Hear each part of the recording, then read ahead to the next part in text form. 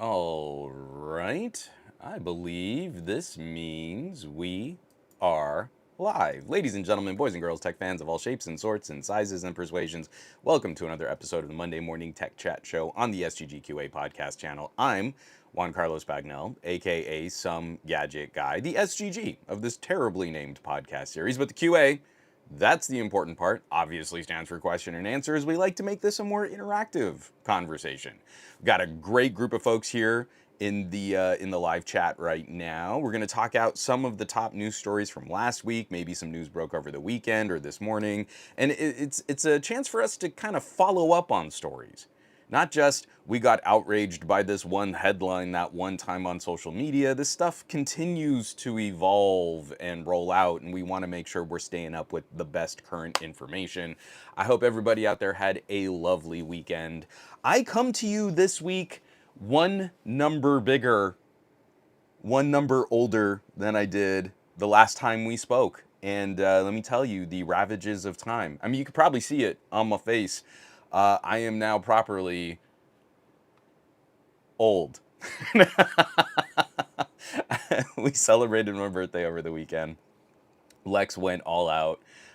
She kind of woke me up a little early on my birthday as she was taping streamers to my bedroom door frame, and it was super cute. So I could have like a magical exit from my bedroom into my birthday. There were balloons and streamers and banners, and it was really cute. And Marie kind of went big for because I'm not a like big birthday kind of present kind of guy, and I love celebrating, and I love any excuse for a good party. For me, I'm getting to that age where I like experiences, right? But Marie and Lex kind of went all out. They got me that new Lego Soundwave, which I still haven't done. I still haven't built my Lego Optimus. But they got me the Lego Soundwave, which is a very expensive Lego set. And it is just shocking to me. When I was a little kid, my mom can tell stories like whenever I couldn't get a transformer that I wanted, I would try to make it in Lego. And so I would have like this sort of rectangle boxy robot, and if you pull all these pieces off and then put all these pieces on, it turns into an airplane. So it's wild to me that the engineering on a Lego transformer today is you assemble a fully functional, fully articulated transformer, and then it does all the things that you expect the character to do. But I just want to point out, because I guess Lego is tapped into my brain, my absolute top two favorite Transformers are Optimus Prime, because of the voice work of Peter Cullen, and Soundwave, because I'm an audio nerd and audio engineer. And Soundwave was the very first Transformer I ever got. My dad got me a Soundwave for Christmas because he thought it looked cool and was like a little Walkman cassette tape player guy. So if you notice, like on my back wall, that's the cubby full of Optimuses. There's also an Optimus right there. And then the cubby down here is full of a whole bunch of sound waves. So it just continues. Oh, and I've got like a few like Funko Poppy kinds of sound wave guys right there.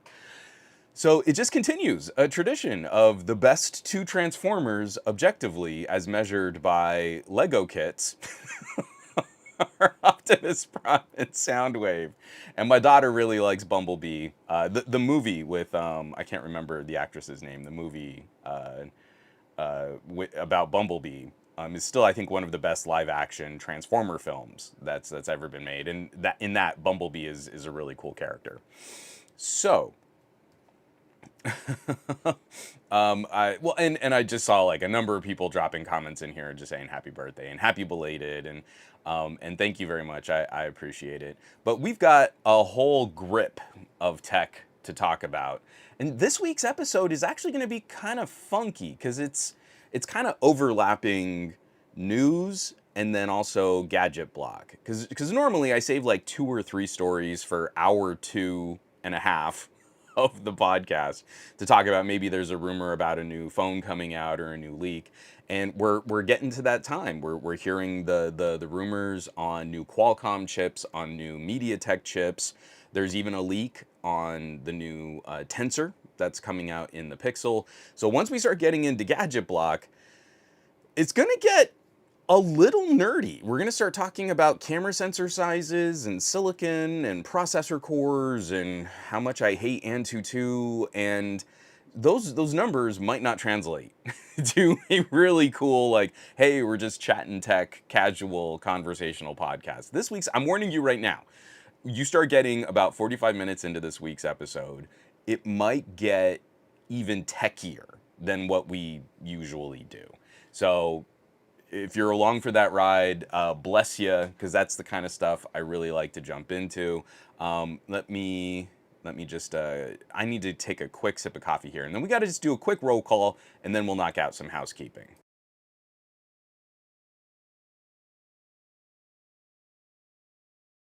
All right, we got Sam. Aw, Sam Ventimiglia is wishing me happy birthday. What's up, buddy? We got Jimmy Fire Dragon. We got Spike Imperial, John Gow. What a gift from the family! It was huge. I mean, it's a biggie. Lego is one of those things, like, I really want my daughter to learn Lego. That was a stupid thing to say. I really want my daughter to experience Lego like I did. I just got a big bucket of random parts and then I built whatever I want. But now as a collector, like the cubby over here in that bottom, I guess on your screen it's the bottom right-hand corner, is full of Hulkbusters. For some reason, Hulkbuster Lego kits just sparked my brain, and now I love collecting anything that's sort of adjacent to the armor wars. I've got War Machines in there, I've got Hulkbusters, I've got an Iron Man, a tall Iron Man armor in there. It's just, I love that. But that's no fun. Like, if I build one of those kits with Lex, she just wants to play with Legos, whereas I'm assembling this puzzle, this model. So it's one of those things, like, I have the ridiculous. At one point, it was the largest Lego collection, the AT-AT, the AT-AT, Star Wars personnel carrier, and it's actually to scale with a minifig. So the feet are big enough that the minifig is like easily squashed by the AT-AT. It's just, it's pretty wild to see, like, all of the licensed kits and all the licensed sets become these kind of collector's items that you don't really play with, because then if you lose pieces, it's like, well, how do I replace this Iron Man armor piece? But anyway, I sidetracked myself. We're doing roll call. I see Fernando. See, I said Jimmy Fire Dragon. I said John. Simon says Hypno. I said Spike. I'm missing people. Fat Produce just finished a move. Everyone congratulate Andrew on getting through his move. Ron Guido. I'm missing people. I apologize. I got off track, and of course that just shut everything down. So thank you everybody for tuning in. Last week I got a couple big things out, and I'm so backlogged.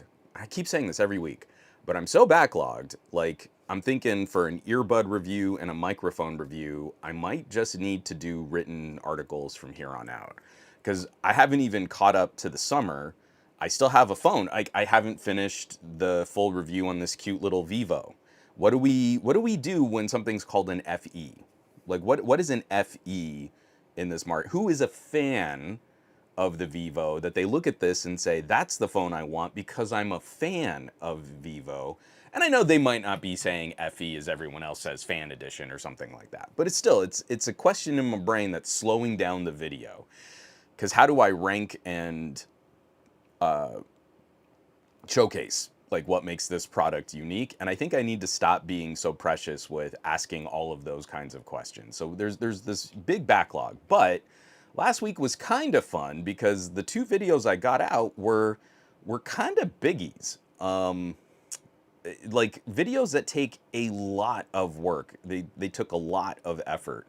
So the first is revisiting the OnePlus 13, and this is kind of a production diary kind of video. In revisiting the 13, I wanted to spend a little time just kind of talking about how my experiences this year have been different than in years past. And I would say up to, I think the turning point for me was the Pixel 8 Pro. But even up to the Pixel 8 Pro, my SIM card, my personal SIM, the SIM card phone number, this is like how I keep in track with my family and friends. This is kind of the most important communications line that I own, would more evenly bounce between a couple different phones. But ultimately, the top two for the last couple years have been OnePlus and Pixels, especially because I really do need to rely on this here in the United States. And sometimes you get good US band support, sometimes I can slum it with just LTE, but I really want to count on these phones. The top two have always been OnePlus and Pixel of recently, I would say since the OnePlus 10 Pro. This year, my Pixel 9 Pro XL has had my personal SIM card almost none. And every time I think, you know what, I should really switch this over and just live out of the Pixel for a little while, I just can't do it. I just can't bring myself to put the card, my personal most important dedicated communications line, into the Pixel 9 Pro XL. And so that becomes a major part of what I'm sharing, what I'm talking about in this OnePlus 13 video, because that's the flip side. That's the positive application of this is since the SIM card hasn't been spending much time in the Pixel 9 Pro XL, it has been spending more time than usual in this other phone, and here are the reasons why. So to me, it was kind of an important video just to put out sort of philosophically. I even quipped at the beginning of the video where we used to call this video an after the buzz. It was just the right time to kind of revisit because this is very different for me than what my normal behavior, what my normal patterns have been like in the past. So that one is currently public. It is public, so anyone can catch those. And then this one was huge, and it spent a little longer as an early access video on the Patreon, on patreon.com/somegadgetguy. The actual examination is only half the video, and then the other half of this video is unhinged rants.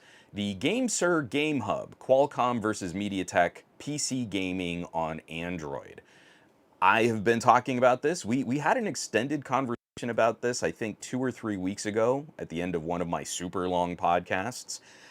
GameSir has taken some of the tools that we've been playing with in Android emulation, and they've put a much prettier wrapper around it, and you can log in directly with your Steam account and then start installing PC games on your Android phone, and it's trying to take care of all of the other little installations and the compatibility and the layers and translation layers and all that stuff for you. It's far from perfect. It is not really ready for prime time. This is going to be your main gaming solution. It is such a positive step forward. But the point of this video is also to take a look at the most recent update to this GameSir Game Hub is better support for MediaTek chips. So if you have a Qualcomm chip in your phone or a MediaTek chip in your phone, most of the emulation support has focused on Qualcomm. Getting better drivers out there, getting better support, getting better patches, bug fixes, all that stuff has consistently swung in Qualcomm's favor. So this is also kind of a big deal, and we get to take a look now. With improved support, does this catch MediaTek up? Does this close some of the gap between MediaTek performance and Qualcomm performance? And then there's minutes of me complaining about other reviewers and how like we get real lazy on this stuff, and how someone will be like, oh, but who even does things on there? Why do you even care? But Android gaming sucks, but why would you care about? And I'm so tired of it because it's a circling catch-22 logic fallacy loop. No one does anything on their phones, so it doesn't matter if phones get more powerful, and no one should care if better games come to Android because no one does anything on their phones. Whereas I'm saying we have these ridiculously powerful pocket supercomputers, and with a little interest, people would want to do more on their phones, and you could show them, I'm playing Crysis and Tomb Raider on an Android phone, and I didn't have to rebuy them because I already had them in my Steam catalog. So don't you think someone who was an actual enthusiast would care about trying to do things on their phone? And to me, it's also just wild to show. So we've got like a Linux kernel We've got the Android OS, which lives on top. And then we have a translation and emulation layer on top of Android. So this is not a crazy efficient way to play a game. You're kind of going a couple layers through getting a computer to talk to another piece of software which thinks it's interacting with a completely different computer. And yet, I'm firing up Crysis and I'm playing the game on a phone. Remember when we used to, hey, can your PC run, can it run Crysis? Oh my gosh, it's so funny that we used to say that all the time on the internet. Oh my gosh, can I play Crysis? And a phone is running Crysis at like 50 frames per second and is pulling like 6 watts of power. 6 watts. And you look at like a gaming laptop, and right in front of me right now, I've got my Surface laptop. And my Surface laptop just got some great GPU driver updates. It does not play Crysis as smooth as a current modern phone emulating a PC environment. And I guarantee you, my Surface Laptop 7 is not running Crysis under 10 watts to play it worse than what my phone can do. It's like anyone who's running a tech channel and somehow makes that sound like that's not cool enough, and that's, but average consumers don't care. The argument is we can't sell steaks because babies can't chew them. Then you're not a tech enthusiast. If you're not, I don't care if you're really using it, but if you can't acknowledge just how wildly cool and how unbelievably impressive it is to fire up Arkham Asylum or to fire up Unreal Engine 4 version of Tetris Effect or Tomb Raider. Again, the game's 10 years old, but isn't that a much better game than many of the Android titles we're always complaining about, the free to play to pay to win games that we hate? Hey, here you go. I'm firing it up and my phone can run so much more efficiently through an emulation layer than what my Steam Deck can do, what any of these handheld gaming PCs can do, what my laptops can do. And then I've got to suffer people, oh, but I tried it the one time and it didn't run this one thing and I had some shader issues, so it's really not worth it. And you're like, cool. Then go away. If you don't want anything cool, just see yourself out.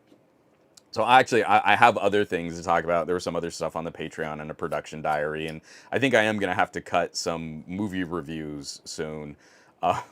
I still haven't finished writing up a Fantastic Four review, but I also, over the weekend, we were just feeling silly, so we rented the most recent Jurassic World, and it's not a great movie. And then I watched Megan, the sequel, Megan 2.0 or whatever it's called, and there's something so charmingly wrong about that movie. So it's like, I actually feel like maybe on the Patreon I just need to make it a semi-regular column where Juan talks about old movies, and it should be pretty fun. Fat Produce is saying Alien Earth really gets me wanting to play Alien Isolation again, maybe on mobile as I lay down for bed, lol. Again, I think the best portable version of Alien Isolation is probably going to be on an Android.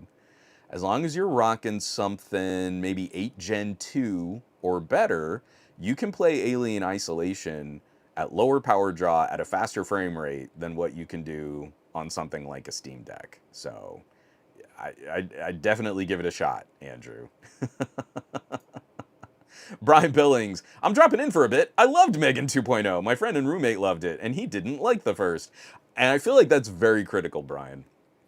Megan 2.0 is a really good movie that nobody asked for. And if you liked Megan, the first film, then I can completely understand why people didn't like Megan 2.0. But if you didn't like the first Megan, Megan 2.0 is probably going to be up your alley.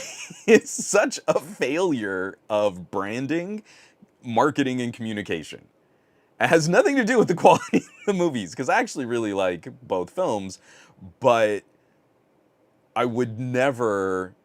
Again, I don't understand how this movie got made.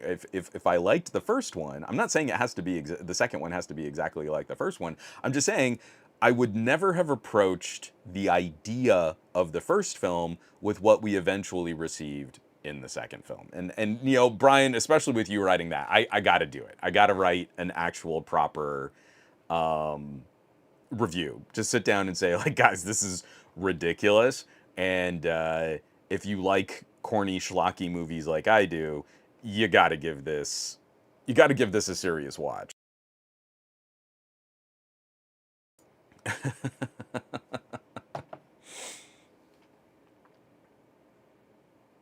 Simon says, Hypno, but how does the Vivo make you how does it make you feel? It's the Feel Edition, the FE Edition. Spike Imperial replaced Fan Edition with Freak Edition and slotted in where the Pro Max is. Oh, and then Miguel is asking, Juan, how is the cell reception and signal strength on the Xiaomi 15 Ultra? In my neck of the woods, it is very good. I won't go too deep into all the technical stuff, but I kind of tried to test. This is an international flavor of the Xiaomi. It's got respectably good band support for almost every country out there. You can kind of take this phone almost anywhere, and you don't have total worldwide complete 100% band coverage. But here in the burbs in Southern California, where I have terrible cell reception, it is definitely outperforming the Pixel. And that to me is the benchmark, is like, we keep saying this, oh, that this Pixel got better than the last Pixel, without properly sort of demonstrating how far behind Samsung radios were. So yes, they've been getting better, but Qualcomm radios have been getting better. And if you say you really care about, you know, like battery draw, power management, runtime out in the field, and signal reception, then we're generations ahead on Qualcomm, and we're still comfortably ahead on MediaTek. And Samsung is still, oh, we'll get there, guys. And it is such an uninspired part of the phone. But, you know, standing by standing by my office and my bedroom windows and holding both phones up to try and see some line of sight with the tower, my Xiaomi 15 Ultra gets demonstrably better connection than my Pixel 9 Pro XL. And then Scoop! What's up? How's it going, buddy? One! So, we have a ton to talk about. Everything that we're going to be sharing this week will be available on the show notes and links this week on the blog post on somegadgetguy.com. Of course, there will also be the video replay that's on the YouTube channel. Unfortunately, Twitch has completely cratered how you can organize a library of old clips. So all of those old episodes that were Twitch exclusive are now just gone. So that means if you're going back to, I don't know why you would do this for a topical podcasty news show, but if you're trying to find some older episodes of the show, the audio versions are really the only places left that we've got consistent archives for some of those old episodes. It's just too much work to try and find another place to host, or I could upload them all to archive.org. And that to me almost seems like disrespectful to archive. Like, here's gigabytes of video, archive. Like, I don't think anyone wants that. But of course, we have the audio replay on the public channel, and then the Patreon, the patrons get a special trimmed up, cleaned up, no interruptions version of the audio podcast on patreon.com/somegadgetguy. So let's get into some news, and we always have to start with something that's vaguely political, because tech is politics. And anyone who complains about, oh, I just want to talk about giggle flips and megapickles, they're dumb. With respect, proper dumb, because everything you do with technology today is political in some way. For example, let's say you just want better, proper broadband in your neighborhood, right? Right now, we have an FCC that's controlled by the current administration, and they are continuing a policy where we can't even answer how many people don't have access to broadband. The way that we track populations of people and the way that we account for populations of people relies very heavily on our ability to communicate with those populations of people. And when we can't estimate how many people lack service, we also can't properly estimate how many people exist. I'm putting on a little tinfoil hat, but we could be off on the population of the Earth by hundreds and hundreds of millions of people. We don't know. And a part of that is we can't reach out to hundreds of millions of people around the planet to be able to count them and estimate how many people exist. This has a profound impact on strategies we would have to combat global warming and to enhance our food supply and to clean up our water. Like, this stuff matters not just in the individual and in the community and in the city and the state and the nation. It matters in the aggregate worldwide. So, in the United States, we have given service providers sweetheart deals, zoning deals, tax breaks. We let them tack on fees because, like, in the 90s, we had this project where we were talking about rolling out fiber to home. That really is the holy grail. I don't care what you say about fixed wireless. Oh, we could use 5G to make speeds faster, or cable got so much faster, you can get gigabit cable. None of that, no. The second you have some other technology or copper, the last mile, the actual connection from a node to your home changes up, you failed. The only winning solution to do this right is fiber to home. So, of course, Elon Musk and SpaceX and Starlink are trying to block Virginia's plan to bring fiber internet to residents. SpaceX wants more money, asks Trump admin to reject the state's broadband grant. From the article, Starlink is poised to benefit from the Trump administration rewriting rules for the $42 billion broadband equity access and deployment grant program. While the Biden administration decided that states should prioritize fiber in order to build more future-proof networks, the Trump administration ordered states to revise their plans with a tech-neutral approach and lower the average cost of serving each location. So that's the thing that's really frustrating, is that Elon Musk and SpaceX and Starlink can go into an area and heavily subsidize a rollout of satellite broadband. It in no way, shape, or form will compete performance to performance with fiber. Fiber is gonna crush satellite, but you can make it sound real cool and you're getting high-speed broadband speeds, because all we did to reclassify broadband as high speed is 100 megabit down and 20 megabit up. 20 megabit uploads. I have a 20 megabit upload. It takes me hours to load up a 4K video for y'all to consume. And I can see fiber from my hilltop. It won't come to this side of the street because we keep playing these really stupid games with zoning, with laws, with rules, and like, oh, but we've got to dig. Every day you don't roll out fiber, it just gets more expensive to not roll out fiber. Oh, it's going to be expensive today.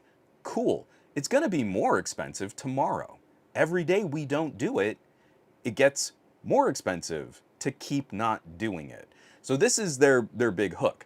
We can come in and make it look like this is so much more cost competitive. We can subsidize all of your rollout fees and buying all of these receivers and setting this all up. But the problem is we still haven't found a way to make Starlink a viable, consistent business model. Because how expensive is it to keep shooting satellites into space, right? You've got to keep deploying all of these low Earth orbiting satellites that keep falling out of the sky. Whereas if you dig some trenches and you zone it properly, you got to roll out fiber once and then fix it when a dig crew does something stupid in a sidewalk repair and busts a cable going to a block of houses. You know how much cheaper it is to redig a trench and fix some fiber as opposed to shooting satellites up into the sky all the time? So that's the frustration I have, is because we as a society can't see past the introductory offer, right? You sign up for a new subscription And they don't even put the real prices up anymore. We don't have any consumer protection regulators. We don't have a strong FTC. We don't have a strong FCC. They keep trying to gut the actual Consumer Protection Bureau. Like, you can go to any streamer site now and there's like, oh, it's only going to cost you $10 a month. Asterisk, introductory offer. Well, how much does it cost after that? We don't know. You got to sign up. We'll tell you after you're giving us money. And that should be illegal. I, I don't I don't see that's controversial. So here we are with really crap speeds on satellite, acting like it's a legit competitor to broadband because it beats DSL. Oh, if you have AT&T DSL in your neighborhood, Starlink is going to be an upgrade. But we can't fulfill the consistency of that performance, and we can't maintain satellite constellations nearly as cost effectively as we can, even if you do something less good, even if you ran fiber over telephone poles, which can be more easily disrupted, sure. That is still, getting a guy on a telephone pole is still less expensive maintenance than shooting satellites into space. So, tech neutral is a really loaded way to say, basically I'm just giving a sweetheart deal to someone who helped my campaign in the past, and that's the quid pro quo of doing business with this government. You scratch my back, I'll scratch yours. The Biden administration had it right. We have overpaid and paid for fiber to home several times over as taxpayers. Every time you look at stupid fees on your broadband subscription, you've been contributing to a bucket of cash that CEOs sit on, but then don't actually roll out. And all of those CEOs for the major ISPs and the broadband suppliers all go to the federal government and say, we wish we could do this better, but you've got to put more taxpayer funds into doing rollouts like fiber, and then we'll manage the fiber that you roll out that the taxpayers paid for, and we'll get all the profits. But we won't have any of the infrastructure expenses, and that's why it hasn't happened. And so until we can actually say to Comcast, no, you're not high speed if you have a 20 megabit upload. You can call it broadband, but you can't call it high speed broadband. That's fine. You just got to take high speed off of all of your marketing. And then someone else with fiber can come in and say, we have actual high speed. And you see, that would actually change some of the perception in consumers' minds. And then Comcast would have to figure out something other than cable routers running DOCSIS to then get up to 50 megabit uploads from someone's home. That's what's actually going to move the needle. They want to do it and they want to profit from it, they should pay for it. If they want taxpayers to do it for them, then I think taxpayers should get the money back. Again, call me a filthy socialist, but I kind of feel like that's reasonable. If your tax dollars went into making broadband better, shouldn't that money just go back to the taxpayers? So why are we sitting here fronting for Spectrum and Comcast and SpaceX and Starlink? What are we doing? Are we actually capitalists or not?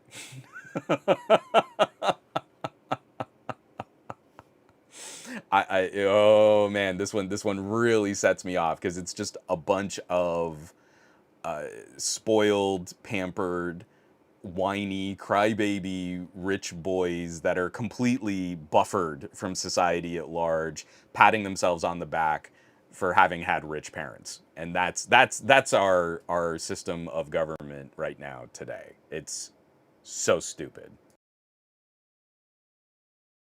Oh, Farhan, I didn't even know Starlink was a Musk product. It's a division of SpaceX. So anytime now that you see Starlink pop up, immediately expect that it's compromised, immediately expect that it's going to fit into a political narrative. And all these people are like, oh, I don't want to talk about politics. Well, guess what? Starlink is happy to do the politics that you don't want to pay attention to. So either like pay attention to, I'm not picking on you, Farhan. I'm just saying to people that make that really stupid argument. Politics cares about you whether you care about politics.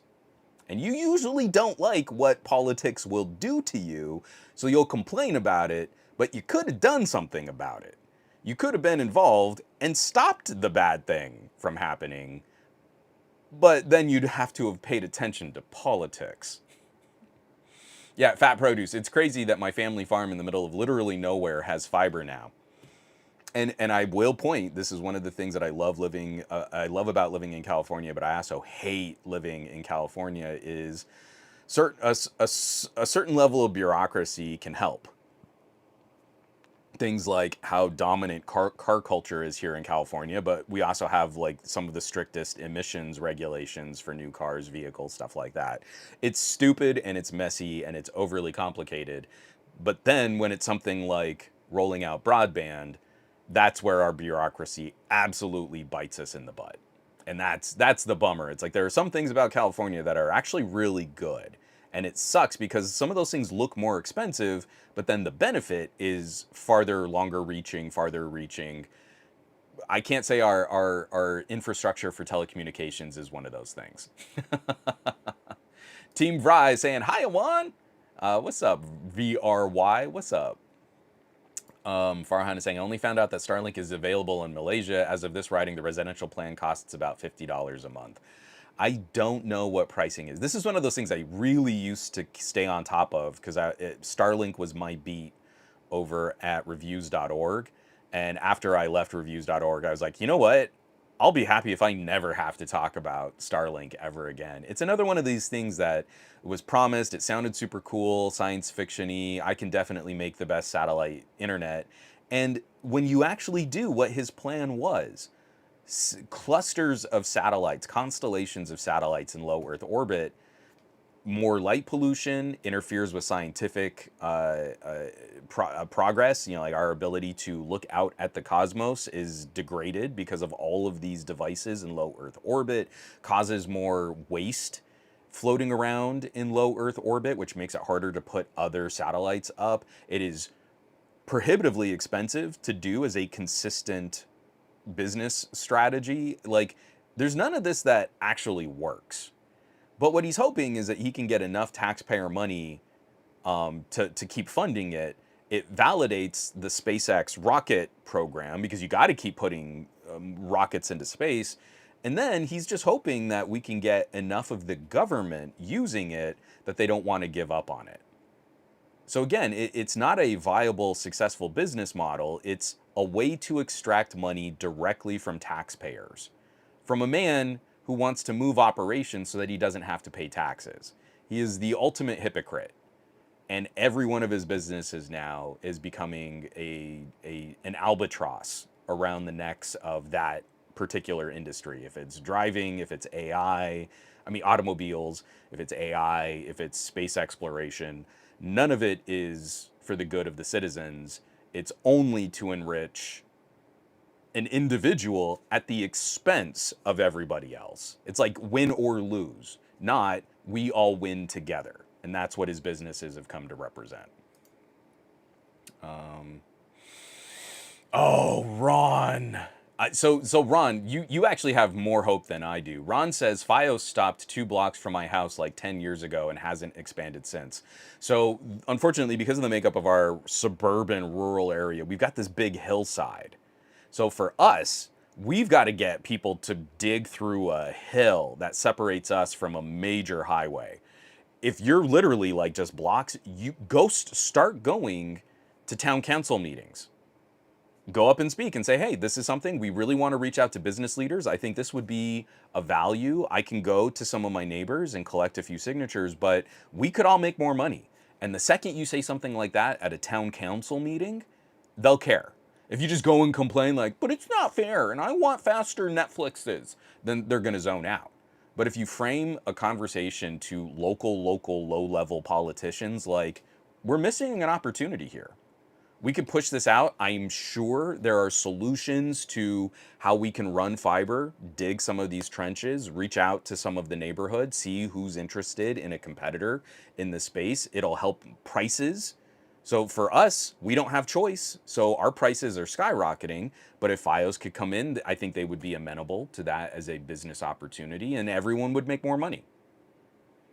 And the second you do something like that at a town council meeting, you'll I think the movement on that will definitely be faster than what you've been seeing before.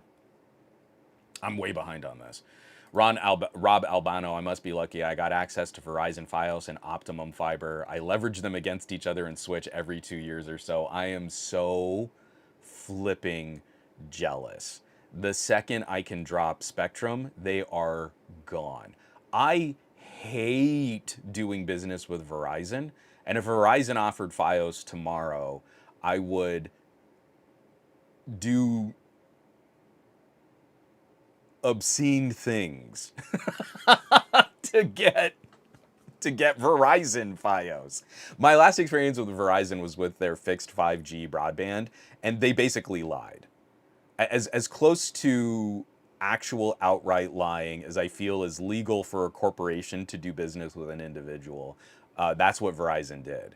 If you only have fixed 5G as an option in your neighborhood, it's better than nothing. But also know that they are going to try and scam you hard with what their promo startup price is, how long you can run it. They'll delay you on returning equipment, then that costs you. They were going to try and bill me for like a year of service because I did a free test drive of their router. And the only reason they didn't was because I am who I am. And I was able to show them a byline over at reviews.org and just said, like, hey, this is the article we're going to write. And I still wrote that up as part of my experience in using it, but it was like, not satisfactory at all. That's what it took to get any kind of positive solution to my issue doing business with them. And even, and this is how much I hate my current broadband. If Verizon were the company to give us fiber, I would still go back to Verizon rather than stay with Spectrum. From Paltrax, somewhat kind of fast broadband. Doesn't quite roll off the tongue. I love it. Yeah, I mean, so again, this is what I'm talking about. So Andrew says, I saw that there was a group of rowers that rowed across the Atlantic Ocean over this past month. They used Starlink to stay connected to the internet for updates. If you put a satellite in space, you can come up with a story, because this is also, like how the Ukrainian military was staying connected was on Starlink. And then our political ideology shifted, and Starlink started not working as well for Ukraine, and we were more aligned politically with Russia attacking Ukraine. So it's not that the technology doesn't work, it's that the technology is unsustainable. So that's cool. That is cool. But you know what? You could have done that with HughesNet. It would have been much slower connection, but HughesNet is not satellite in low Earth orbit, so your data connection speeds are much, much slower.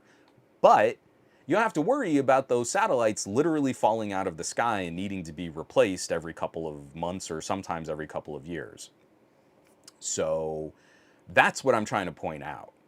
Yes, you can put a satellite into space and get a functional internet connection, and you can do something cool, like someone rowed across the Atlantic and had a Starlink receiver on their boat. Great.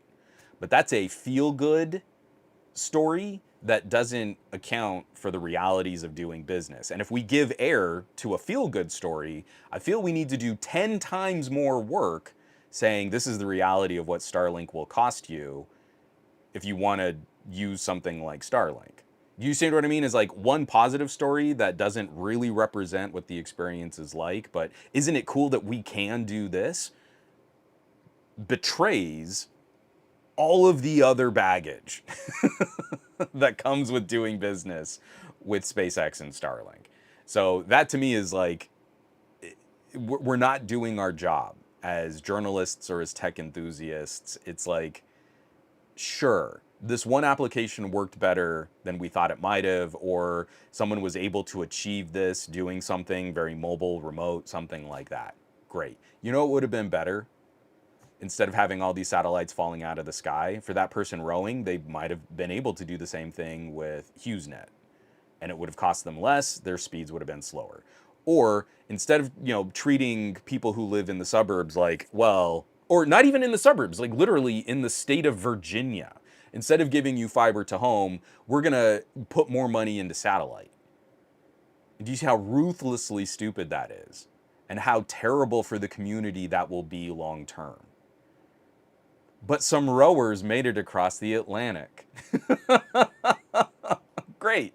Do you know how much more expensive it's going to be to have Starlink at your house in Virginia than fiber in your house in Virginia? Oh, Brian Billings. I recently moved and I have access to Metronet fiber, and I will be dumping Spectrum by the end of the year. And do it faster, or like double up on both. Like just start the process, whatever you need to do, or pay the exit fee. Just get rid of Spectrum. Cable was this stopgap measure, which has just dragged us down. I hate cable broadband so much. It is such a frustrating adaptation to keep a mediocre status quo instead of just giving us the thing we always should have gotten. Team Vrya had such a fussy experience with our previous broadband provider, so we opted to just stick a 5G SIM with unlimited data inside a router and call it a day. Depending on what your bill is like, you might want to look at a proper fixed 5G solution, like if you have one. But if that's working and you've got 5G to some kind of like repeater and that's getting it done for you, then just rock with it, man. Like that's pretty good. It's silly that works, but it is what it is. And Stevie Coleman is saying, I don't know if I'll ever buy a Pixel again after they just bricked my 6A battery.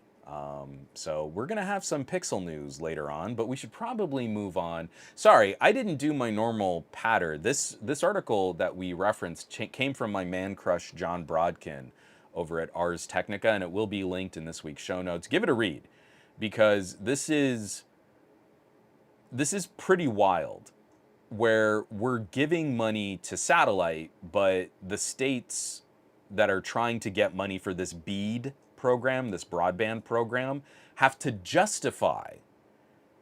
So Elon Musk is just gonna get money.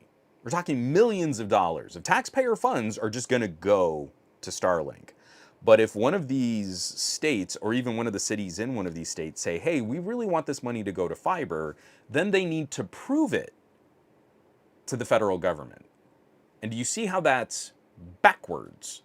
That fiber to home is a proven technology, and satellite really isn't. Not at the same scope, not at the same distribution, not at the same population density.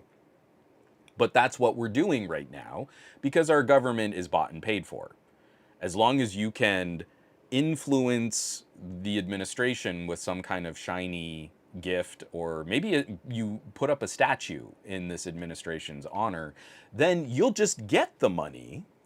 And then a better solution will need to be proven by the people controlling the regulators in our government right now, which we have seen how devastating regulatory capture can be with the FCC and the FTC. So we're kind of stuck. And we all said, hey, this was going to get real bad, and you do not want another term. You do not want another run with Trump in charge of the FCC and the FTC. Not when we're starting to get some really good policy out of the FTC. Not when we're really starting to get like some good roots on the FCC for things that really will help broadband distribution, net neutrality, and people didn't listen. So that's what we're stuck with. It's going to get worse, way worse, before we can start to undo the damage. And the next, sort of conflicting presidential administration it's probably going to take us a good 10 years to walk back all the damage that's being done in the second Trump administration. I'm going to skip this one. I'm going to include it on the show notes, but Cory Doctorow wrote an article about Blue Sky, and just when we're talking about social media and how we federate, how we kind of make social media a little more resistant to the empoopification. He's got some very, I mean, this is getting into the nitty gritty. He's got some very choice words with the current leadership over at Blue Sky and how they're rolling out some of their features and how they've also been changing up their terms of service. But this is super, super wonky. And I honestly, I read through it a couple times. I'm not entirely sure I could do a good job of summing it up without this podcast being 3.5 hours long. So I'm going to leave the link in there. I hope you'll give it a read. Cory Doctorow is very outspoken. It created the phrase "empoopification" for us to sort of describe this process of something starts out and it's free and it's cool, and then a bunch of people start using it and then it sucks. It's a cycle, and we see it time and time and time again. And for as much as I will mention, like, I am on Blue Sky, I do use it. I use it more than I use Twitter. You can't help but feel at some point, even a Blue Sky will have to turn. Threads turned radically fast. Threads is just Facebook Mini. I hate Facebook. It is a stupid platform to be on, and I hate that there's this apathy with all of my family and friends who still stay on Facebook. It is literally causing harm to society, but how are you going to get your memes and your cat photos? And I hate it so much. So Threads comes around, and it's so cool when it first launches, except that you know it's Facebook. You know it's gonna squeeze you at some point. And then it did, rather quickly. So I'm still gonna put it out there. Like, the community for like Android posts on Mastodon has grown significantly. It's almost 10 times more traffic than when Elon Musk bought Twitter. If you really want to get nerdy, if you really think you're an enthusiast, tracking some of these topics over on Mastodon has been absolutely the best. I've been learning way more about Linux. I've been getting into some great conversations with people about like machine learning, not stupid consumer cloud storage AI, but like the real stuff we can do with some of this research, some of this technology, and on-device machine learning capabilities. And again, it's like the Linux community is pretty cool there. Like, it is so much more vibrant if you get nerdy. And then there's also all the other fun stuff too. So I think Blue Sky actually has some fascinating challenges ahead of it because of the way that they're rolling out these changes in their terms of service. This is another article that I just want to highlight briefly, coming by way of Tom's Hardware.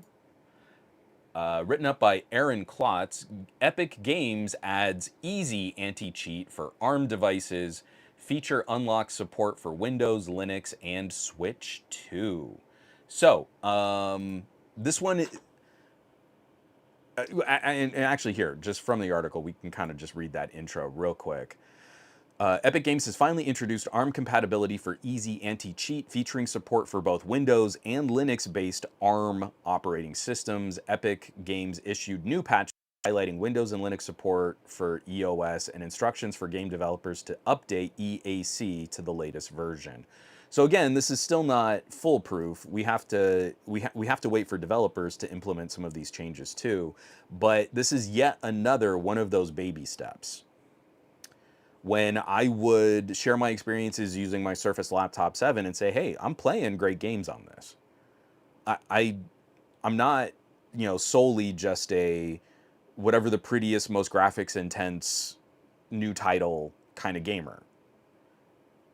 If you like good games, you can play lots of good games on even on an ARM chip that has a somewhat underpowered GPU. The Snapdragon X Elite in my Surface Laptop 7 is not a beefy solution for gaming, and it was never intended to be a beefy GPU for gaming. But it's capable enough that I can play Crysis, right? Oh my god, can it play Crysis? you know what I'm doing? I'm doing that thing from the early 2000s where we would hold up a computer, oh, but can it run Crysis? And then I would like point to my refrigerator and I would say, oh, it's a nice refrigerator, but can it run Crysis? It's a meme, guys. It's one of those meme things. It's like a joke. It's like a meme joke. But my laptop can play Crysis. It just can't play it as well as my phone can. every time I would bring up like, hey, there's this, I'm playing Hades, I'm playing Dead Cells, I'm playing Vampire Survivors, runs really well now. Like, I'm playing great games. And I can start climbing up, like after recent updates and better frame generation support. Spider-Man is playing pretty decent on this laptop now. Like, that's not an easy game to run. It's not the hardest game to run, but it's not an easy game to run. The most recent GPU updates helped a bit. I don't know that I'd want to play through God of War on my Surface Laptop 7, but I could. Drop some graphic settings, really just count on a good like 30 frame per second gameplay. It would not be my preferred way to play it, but you could. You totally could. So while I like to show off like pixel art games, indie games, isometric, roguelites, stuff like that, I don't know, is God of War a good game? Like, would people care about that? I just don't know with techies anymore. Because as soon as I bring those titles up, then gamer bros immediately move the goalposts and say, yeah, but you can't play like real games, like things that need like anti-cheat, because there's anti-cheat for ARM support. And that wasn't true. There was some anti-cheat support very early on, but it took a while for some of these other companies to get involved. And it's things like Epic.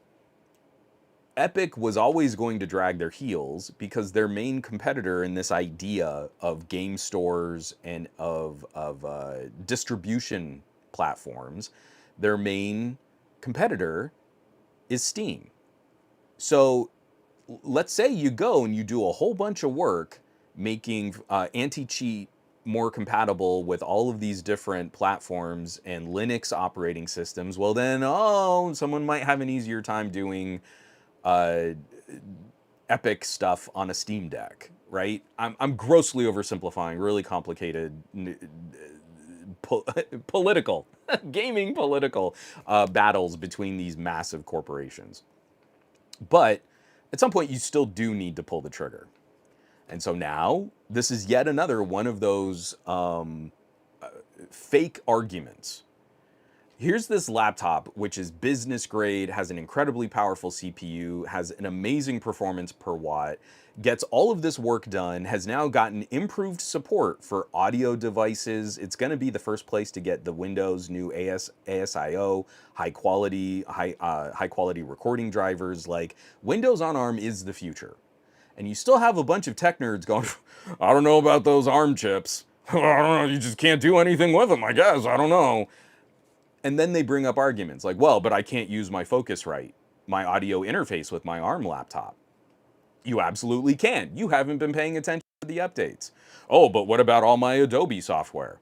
Yeah, that sucks that Adobe dragged their heels. But it is actually working now, and the emulation has been working pretty well, and it would be a good time to check out programs that are native, like DaVinci Resolve and Affinity Publisher. Oh, well, but you can't play games on it. I don't know, does God of War count as a game? Does Spider-Man count as a game? I'm playing those on my laptop. Oh, but anti-cheat. Well, now Epic anti-cheat is supported on Windows on ARM. So keep moving the goalposts around, I guess. Like, if you need a thirstier laptop that has graphics performance, then go AMD. You could still do that. But if you want the better machine that runs its fans less, that gets much better performance per watt, that runs full power even when it's unplugged, that's ARM. ARM laptop. Just better. It really is. And it's okay. It's okay to say I like something that's a little different than the thing I bought last year.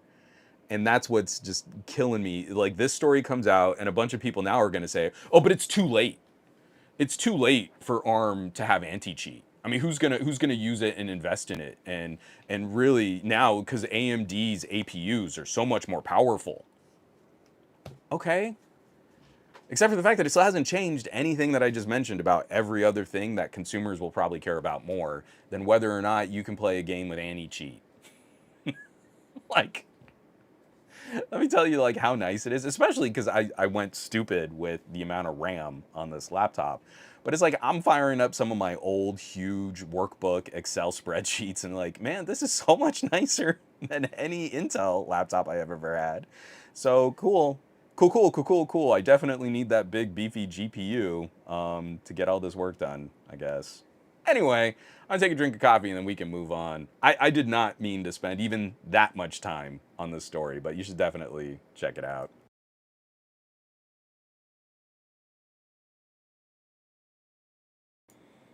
So JGJ, is Tim Sweeney still part of Epic Games? He was cold against gaming on Linux unless he saw the light. See, if you're not in it, then you'll get left behind. And what is the fastest growing section of gaming software right now is gaming on Linux. And what do we expect that enthusiasts are going to do when a number of Windows 10 machines fall out of support? So a bunch of people are just going to stick with Windows 10. I would say the largest population of people are just going to stick with Windows 10. I think a smaller but the second place group of people will start rolling their machines over to Windows 11 compatible machines. But then, really close to that, I think there's going to be a third place bulk group of people who are going to say, this hardware is still great. I'm not an idiot. Let me just flash over to Linux. And now, Linux has been doing a great job of improving support for gaming and improving support for work applications. And you know what? Maybe this is the time where I'll also check out like LibreOffice instead of sticking with Microsoft Office.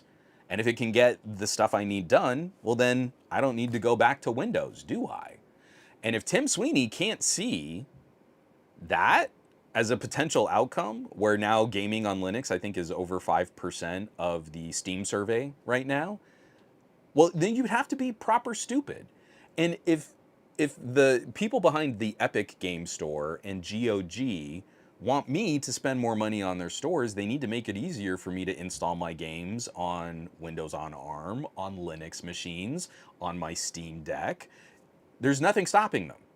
Literally, Steam and Valve are not stopping them from putting their game store on the Steam Deck. But they're not making it easy for us, are they? So I can go through Heroic Launcher, cool. But if I could just load that up directly, then that's something I could even do on my phone. Like, I have the GameSir Game Hub app, and it logs me directly into Steam. I could do that with GOG. I could do that with Epic. And then I could use their game stores and their game catalogs. And honestly, these days I would probably start shifting and doing more business with GOG. Because then I can get the actual game installers. I can't download the actual executable installer from Steam. I can do that. So my copy of Control, I don't play Control through Steam. I play Control installing it locally from GOG. I would prefer to do more business that way. Alongside my ancient copy of Vampire the Masquerade's Bloodlines. It's pretty great.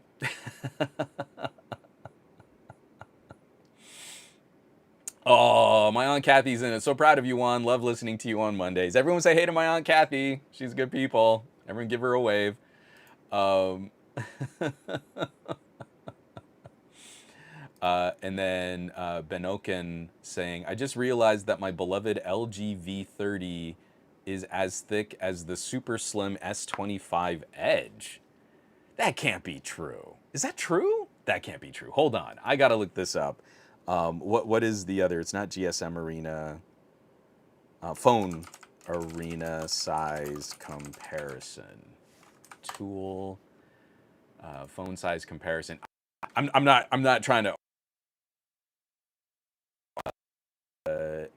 S25 Edge. Oops. It would help if I could type. And we're going to add that. And then the LG V30. LG V30 ThinQ. I always hated that stupid ThinQ name. Okay, it's not exact, but it is pretty close. Okay, that is pretty funny. So after all this time, this is what we're talking about. So the Galaxy S25 Edge is 0.23 inches thick, and is 5.75 ounces, whereas the V30 is 0.29 inches. Or they're saying the V30S. No, I didn't want the V30S. Let me see LG V30. Let me just make sure that that's not different.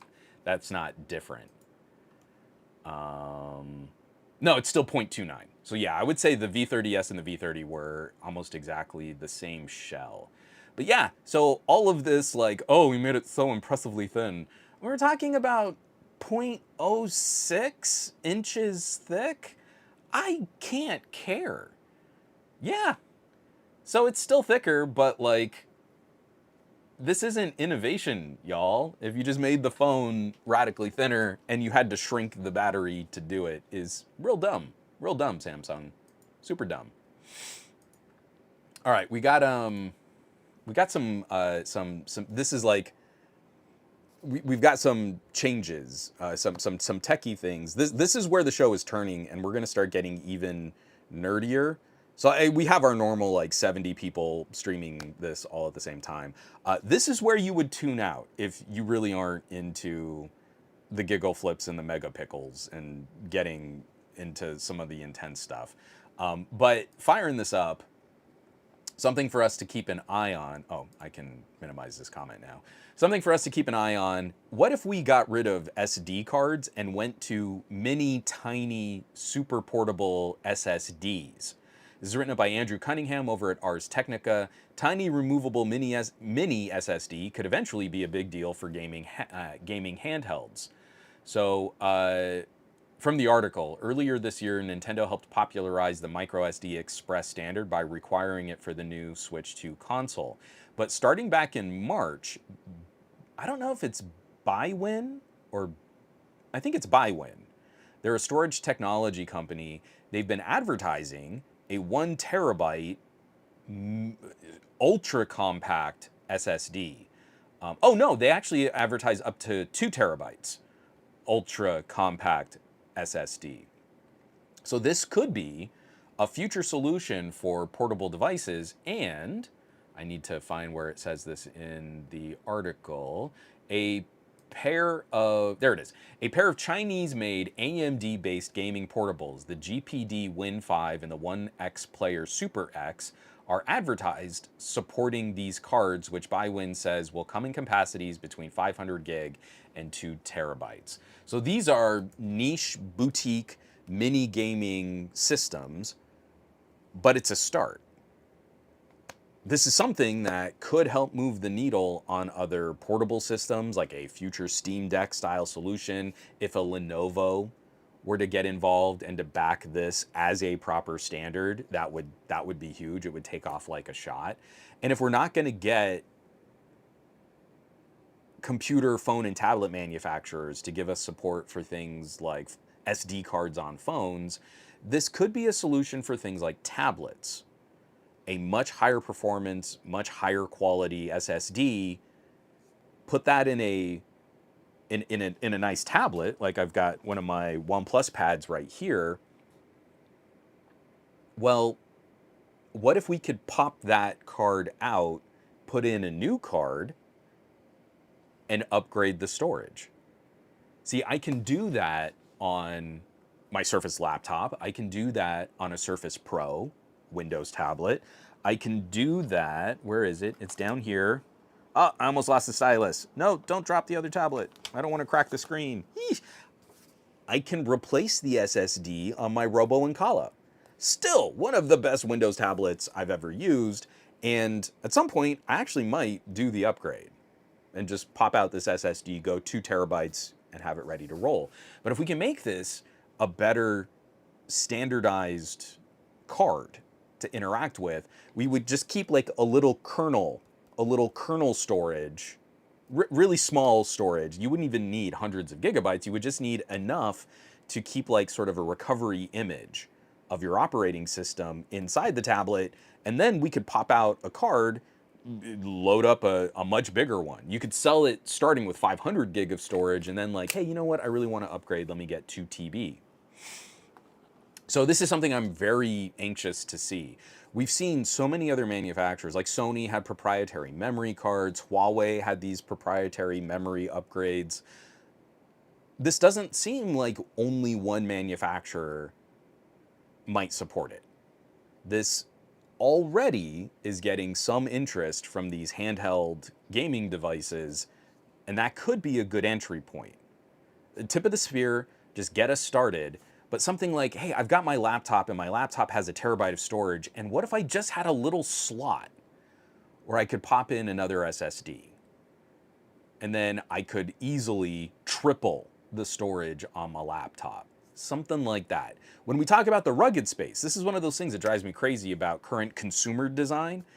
The rugged space, I can rip out the SSD. It comes in this card block. It's ruggedized and waterproof and shock resistant. I can rip it out, put in something different, pop that back in, reload Windows, and I've just done a huge upgrade, and it's almost toolless.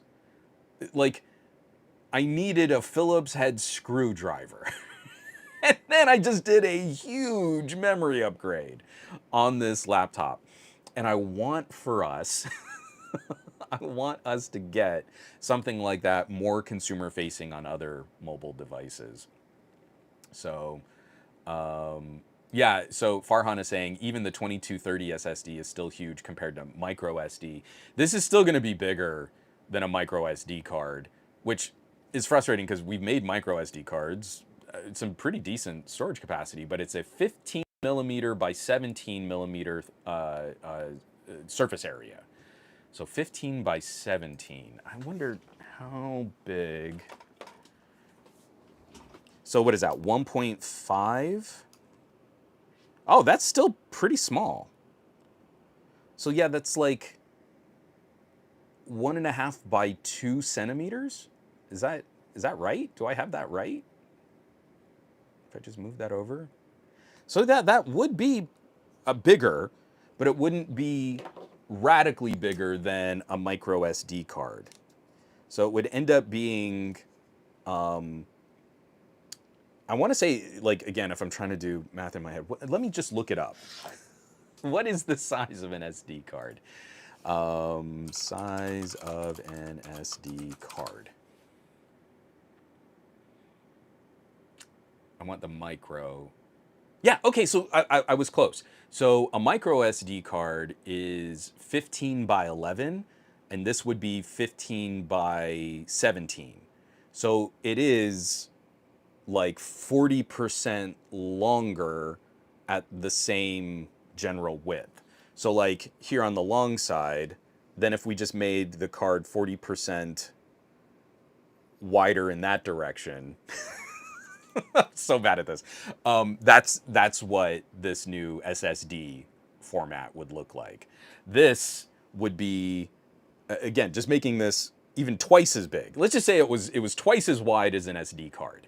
Even that would be a huge upgrade over all of the SSDs that we've got to play with to get storage into portable devices. This would be huge. So again, I just want us to keep an eye on this because I think this would be really cool technology if it found broader support.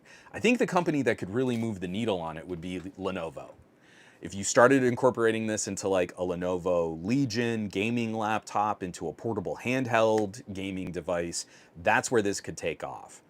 Similarly, I think ASUS could play with it too, but I'm not sure ASUS would jump on this as a standard, whereas I think Lenovo might actually be more game to experiment with some different form factors for these devices. And I think they would like, hey, we're going to sell a Lenovo branded version of this card. We can start you off with a small amount of storage, and then you can buy one of these Lenovo branded cards to upgrade. I think they would be amenable to that as some kind of strategy.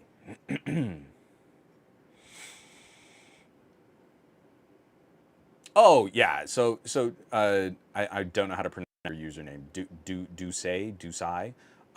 Ducey. Honestly, full and proper UHS-2 micro SD or full-size SD will work. And also, at this point, because Nintendo did EX, if we just went EX as the standard moving forward, that would be great too. But I don't know. The reason why I say, like, if this is a proper PCIe 4, a good PCIe 4 lane, your issues are absolutely where we get stuck. So Ducey also says Sony gets praised for keeping micro SD, but no UHS-2 makes it all not as useful IMO. So I've got memory card readers on my laptops and on my computers and stuff, but as soon as we run into the limitations of like a PCIe 3 lane, we don't get the full speed of the card. And so I can put an EX card into my laptop and see abysmal transfer speeds. But if we built a PCIe 4 solution, SSD, and just said, hey, this is it, and it doesn't work if you don't do this, then I think you'd actually get. So they're advertising like 3,700 megabyte per second read and 3,400 megabyte per second write speeds. I'm not getting that on portable devices with micro SD card readers right now. This would be a nice upgrade for the extra storage. And Gabalette is saying, honestly, I'm just going to wait for my next handheld to be ARM powered. Especially like ARM with USB 4 support. Yeah, I'm here for it, man. I just wanted to highlight this one too because I was really kind of surprised, and I was really taken with what the market looked like on the ground when I got to visit India last year. So this is coming by way of the IDC. India's smartphone market grew 1% year over year in the first half of 2025 to 70 million units. So it is nice to see that there is some growth. I think a lot of people were really hoping that India was going to show more growth. I feel like the next 500 million people to get connected and to get online are going to be around that region, around that area. India specifically, but of course, all across Asia, we still have populations of people that are not connected at all. And that's the next market, untapped market. But one of the things about this IDC report is we've seen significant increase in the premium of the gadget. So the average selling price of a smartphone in India, I think, has doubled over the last couple years. And so to see 1% growth, but also knowing that so many more of those devices being sold are also more expensive, that's where India is becoming an interesting market to keep an eye on. But I wanted to highlight this because the company that's shown, I think, the best growth year over year is Vivo. So Vivo, in the second quarter of 2024, was 16% of the Indian market, and they are now 19% of the Indian market. Samsung grew about 1%. Oppo grew about 1%. Realme and Xiaomi both dropped. So Realme dropped from 12% of the market to 9%. Xiaomi similarly dropped 13% to 9%. And then the other drop are Poco and OnePlus. So this to me is really interesting. All of the Xiaomi brands have dropped. And I don't think Xiaomi has put the same international pressure on their devices. So Xiaomi, Chinese brand, they work really hard to bump up their visibility and their marketability throughout the EU. But they haven't played the same games to really work themselves into the Indian market. Vivo has really put pressure on India. They are focused on delivering in India. And so that to me is a really interesting shift in what like a low-cost device might represent. And so doing more of the manufacturing, doing more of the distribution, just literally working more boots on the ground, more advertising and marketing for Indian consumers. Vivo has seen significant increases. iQOO, also, that's part of the Vivo umbrella, has gone from 2.7% to 4.3% year over year. That's a 68% increase. The one that I think is kind of interesting is OnePlus. So Oppo seems to be doing better just as their own brand, and OnePlus used to be a darling, one of those sweetheart companies in India. But now it just seems like Oppo's like, hey, let's just do our own brand here directly, and they've seen a significant increase in year-over-year sales, whereas OnePlus has kind of slid back. So again, just something to keep an eye on internationally. Oppo at some point might lose interest in OnePlus as a project, right? If we start seeing these numbers shift and Oppo can just make more money directly as Oppo in India, and maybe they do the same thing. Maybe we're just Oppo Find X in Europe. Eventually, OnePlus just vanishes. And what little competition we have here in the United States is going to go with it, because Oppo isn't going to bring a bespoke OnePlus device to North America that there's no interest in selling everywhere else. But that's huge because like the Nord line, I really remember the Nord line was selling really well and building up to like 4% of the market for a little flagship killer kind of brand is a pretty big deal. And then that fell off tremendously. So, when I hold up, hey, there's my little Vivo FE, it's this kind of data that kind of also goes into my brain and like, what does that mean? What is it that I'm trying to talk about, and who am I trying to share this with? Because the smartphone consumer looking to step up to a more premium device, it seems like there are more of those consumers starting to pay attention in India than in the United States or in the EU. So I think that's really going to influence and drive some of the decisions that we see with other brands and with other manufacturers. It's just kind of crazy to see these numbers move around the way that they have. And Farhan absolutely nails it. A lot of Indians don't even have laptops. That's why there are a lot of Samsung DeX videos from Indian YouTube channels. And some other conversations just talking about like Snapdragon X and X Elite and some stuff like that too. Ron Guido, imagine how big it could be if it was compact flash size. Talking about the mini SSD. That was so funny, man. It's like, I don't know that the storage would get much, much bigger. You could probably go to a 4 terabyte. I do miss, like, I had that sleeve on my compact iPack that had an SD card slot and a compact flash slot. And then I got real fancy. There was one iPack sleeve that I think came out. It was custom. It wasn't an official first-party sleeve. I think it was for the iPack 3950. I loved the 3950. I think the 3950 was better than the 5400 or the 5500. But it was this big, bulky sleeve, and it had an extended run battery, 2 compact flash slots, and then you could put a full-size SD card in the 3950. So I had like 500 meg of storage between 2 compact flash cards and my SD card. I was rocking big time Windows Mobile. It might have still been Pocket PC at that point. I don't know if it was before the Windows Mobile branding hit. But that iPack, woof.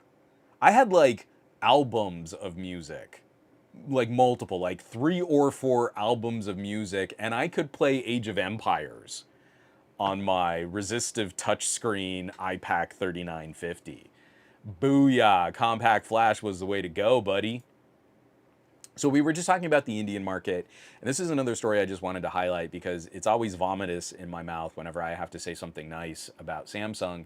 But their current strategy of making all of their other phones suck so that you have to buy the Galaxy S25 Ultra seems to be paying off. Written up by Deidre O'Donnell over at Notebook Check. The Galaxy S25 Ultra, let me just skip down. So, if we're comparing against other Ultra-branded devices like the Vivo X200 Ultra, Oppo Find X8 Ultra, and the Xiaomi 15 Ultra, we are estimating that the Xiaomi sold about 600,000 units compared to about 220,000 units for Vivo and Oppo, whereas Samsung has shipped roughly 8.4 million units. So all of the other Ultras combined, Samsung is selling roughly 7-1 with the other Ultras. And so I just want to put that in perspective. Like, This is a strategy. I've been super cynical about what Samsung is doing. I think the Galaxy S25, the S25 Plus, and the S25 Edge are all now becoming pain point phones so that people will be encouraged to move up to the Ultra. Find very little data to suggest that the Galaxy S brand as a whole is really doing so much better. Now, since the S22, we have seen the S23 sell better, the S24 series sell better, and the S25 series sell better, but we still haven't gotten good granular data on what those numbers look like, and I still don't think we've come close to matching what we did with the Galaxy S9 and Galaxy S10. The peak of Samsung premium phone sales, I don't think we've come close to recovering to that point. But half year, we've hit about 8 million, 8.5 million, let's just round it up. 8.5 million Galaxy S25 Ultras is pretty good. That definitely beats, I think, the last big years for the Note as its own standalone product. That's pretty good. It doesn't beat an S20, an S Plus, and a Note, but it's still some kind of positive momentum for the premium side. If we look at iPhones, a successful model of iPhone is going to sell roughly 15 to 20 million units by itself. So when you look at like the iPhone Pros, they're still probably going to double what Samsung is able to do with all of the Galaxy S's combined. And then you've got the iPhone numbers, and those are probably going to double what Samsung is able to do with all of the Galaxy S's combined. And what we still have to kind of take a look at is with an increase in S25 Ultra sales, because it looks like we're selling about 1 million more units of S25 Ultra over S24 Ultra. Did this have any positive momentum on Samsung's average selling price? Because if you add up all of the phones that Apple sells and all of the phones that Samsung sells, the average selling price of all of the iPhones is around $1,000. And in the past, especially when I was tracking like the S21, S22 era of Samsung devices, the average selling price of all of the Samsung phones was like just under $500. So literally half what Apple's average selling price is. So I want us to be moving more consumers up the food chain, but I think people in my chat might agree with me here. I think this is kind of one of the worst eras to do that. We have so many people talking about expensive phones just for the sake of them being expensive, and that consumers don't understand why do I get a benefit out of a more expensive phone? You know, let me check some of these YouTuber videos, and they're talking about the same basic things we've been doing on phones for years. And even at the end of their videos, they're saying like, I don't know, I mean, you know, it's more powerful if you need that, without demonstrating why more power might be a benefit. Do you care about making fun little videos for your kids or of your kids? Are you one of those TikTok family influencer people? You could do all that work on your phone immediately from the phone. It's so much faster. It's the camera you were going to shoot from, and you can edit and upload directly from that device. Well, doesn't it matter to you if you have a device that can perform better? Are your kids into games? Are you into games? Well, don't you want to play better games and play them better? I mean, it's like so many of these conversations fall apart when we look at the tech videos, and then we act like, oh, but none of this stuff really matters. And, oh, whatever, I guess the Samsungs are selling the best because they market the most. The marketing budget of Samsung still significantly eclipses, even though we know that Xiaomi and Vivo and Oppo have put a lot more money into marketing, Samsung's marketing budget still eclipses those three brands. And that's what passes for the majority of consumers' tech education. So if you see 4 Samsung commercials for every 1 Xiaomi, Vivo, Oppo, aren't you going to feel like this must be the better product because I see it so much more?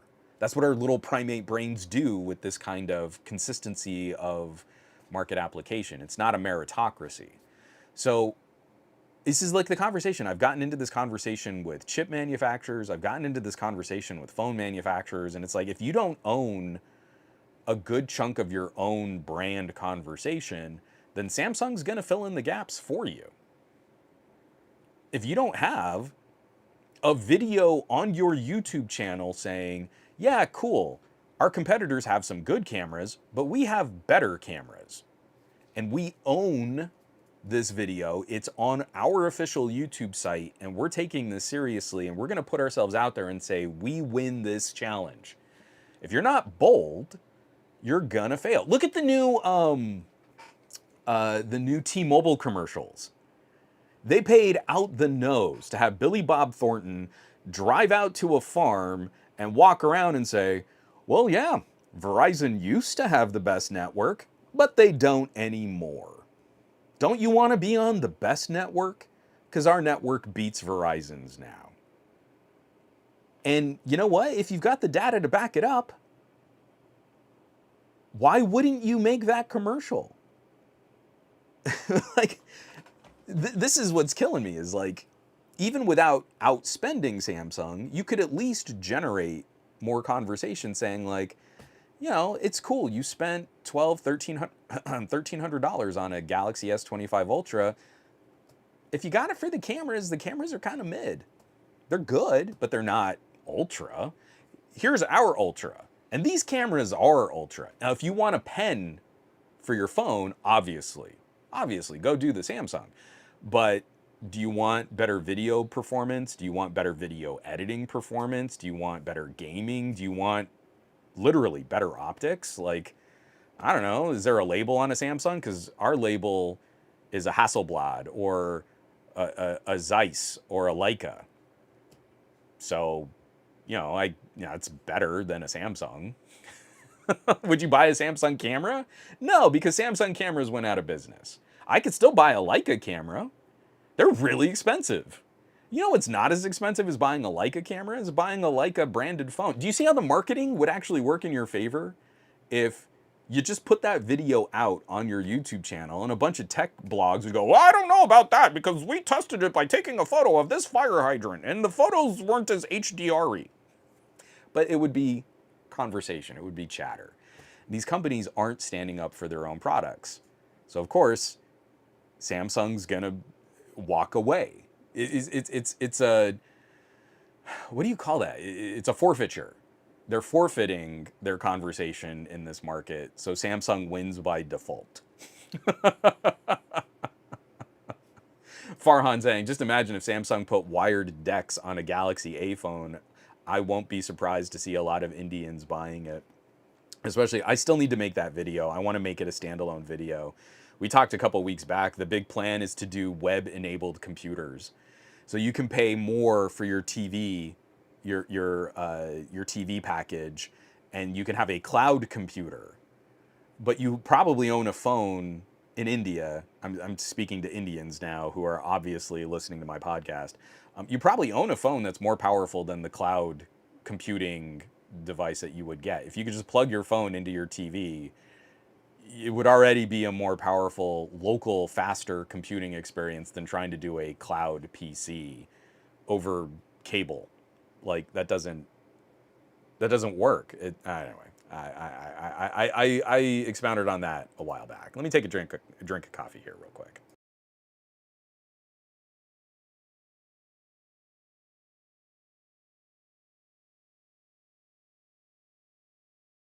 Okay, moving right along, I did want to highlight this. Redmi is there's a new Redmi 15 Pro Plus that's being leaked out right now, and I think the design is fine.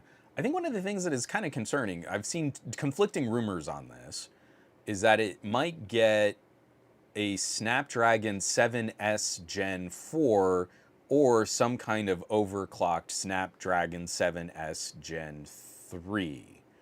So, fine phone. It looks like it's going to be sort of a solid mid-ranger,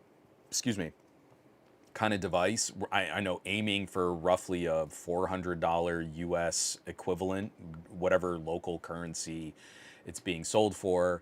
I think the win is if it's a Snapdragon 7 and we do get the rumored battery capacity upgrades, where this could have like a 7,000 milliamp hour battery with a chip that is pretty power efficient. I mean, because the Snapdragon 7 isn't a wildly powerful kind of chip, but a 7S Gen 3, 7 Gen 4, whatever it ends up being, will draw a little less power at peak operation. So as a daily driver chip, huge gas tank, fuel efficient engine is always going to be a winning combination. Again, I wanted to bring this up because I feel like Redmi, Xiaomi, Poco, they're putting out so many phones, and I feel like they're putting pressure on Qualcomm that they have all of these super fine divisions in chips. So right now you could go, I think still in active in active fabrication and in active manufacturing, you could go 7 Gen 3, 7S Gen 3, 7 Gen 3 plus, 7 plus Gen 3. So that's 3 in the mid-range, and the 7 plus Gen 3 is really close to an 8S Gen 3. And then we still see devices coming out with the 8 Gen 3, the 8S Gen 3, and the 8 Elite. And we know that there's probably going to be, by the end of this year, an announcement on an 8 Elite 2 and an 8 Gen 4. So what is that? 2, 3, 4, then 7 Gen, 5, 7, 7, 7. So 12. If you're building a new phone in the mid-range to the premium, you'll have 12 different chips to choose from. I think that's too many chips. I think that's too many really finely, separated differences in performance to make an informed purchasing decision. And as soon as you start getting into S's and pluses, is it a 7S Gen 3? Is it a 7 Plus Gen 3? That gets really frustrating. As I'm going through like doing my performance testing, it is obnoxious because if I pick up, do I have it? No, my 8S Gen 3 is downstairs. But, like I've got my OnePlus Pad 2, and that has a Qualcomm chip in it. And then I have my Xiaomi Pad, and that has a Qualcomm chip in it. And technically, the chip that's in my OnePlus is better than the chip that's in my Xiaomi. I've had a whole bunch of people tell me, oh no, the 8S Gen 3, that's a mid-ranger chip. Because it's almost the same as the 7 Plus Gen 3. And you're like, well, no, that's still a premium tier chip. It's still an 8 series chip. It just makes that one flavor of the 7 Plus an outlier. So you do get the 7 Plus Gen 3 is really close to the 8S Gen 3, sure. But that doesn't make the 8S a mid-ranger chip in disguise. It makes the 7 Plus a premium chip in disguise as a mid-ranger chip. You see that works? You go in one direction, not the other, because none of the other 7s work like the 8s. I digress. If I test the OnePlus Pad against the Xiaomi Pad can win quite a few fights. And it's supposed to have the lesser chip because it's an 8S instead of an 8. Do you know how frustrating that is? To like try and break that stuff down? Because a bunch of people will just look at like a Geekbench score and say, well, that's like 10% better and the GPU is going to perform better. And then when I really play a game on it, the Xiaomi Pad is better. It's close.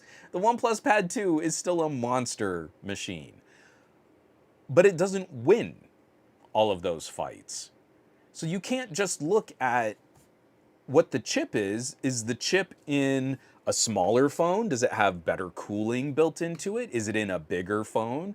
Does it have a larger heat handling solution? Like, we've made so many tiny permutations and generational permutations. And the difference between like a 7 Gen 2 to a 7 Gen 3 is pretty narrow also. So if you got a mid-ranger phone with a 7 Gen 2, you're still doing fine.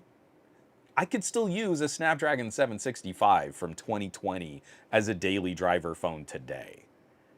As a mid-ranger, practical, just getting my stuff done during the day, I can still shoot 4K video. I can still edit slowly 4K video. A 5-year-old mid-ranger chip is still overkill for what we say average consumers care about. So I just this Redmi popped up because like I'm literally seeing conflicting reports. Is it gonna be a 7S Gen 3 overclocked? What does that mean? If I have a 7S Gen 3 overclocked, isn't that kind of just a 7 Gen 3? But it could also be a 7S Gen 4. But isn't a 7S Gen 4 kind of just like overclocking a 7S Gen 3? And if I'm just overclocking a 7S Gen 3, isn't that just a 7 Gen 3?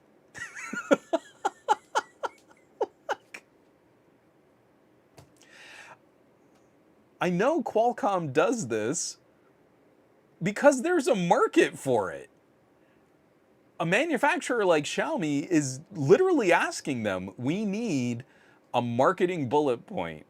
We need a Snapdragon 7, but can you make us a cheaper Snapdragon 7?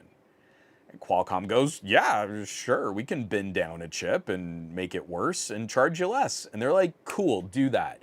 And then also, we're gonna sell this tablet, and we want it to sound fancy.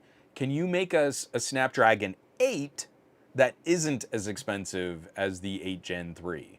And Qualcomm goes, of course, here's an 8S Gen 3. It'll cost you a little less, and it performs a little worse. But all of these little fine spectrum, like divisions of differences are almost perfectly meaningless at this point. It's like every phone with a Snapdragon 7 or a Snapdragon 8, you just need to run apps and see, is it really doing the app faster than the chip in another product? Because now it really doesn't seem to matter much. I can show if I put an 8 Gen 3 against an 8 Elite, how the 8 Elite can outperform the 8 Gen 3 pretty consistently across multiple devices. Great. I can show on an iQOO 13 to an iQOO 12. Awesome. But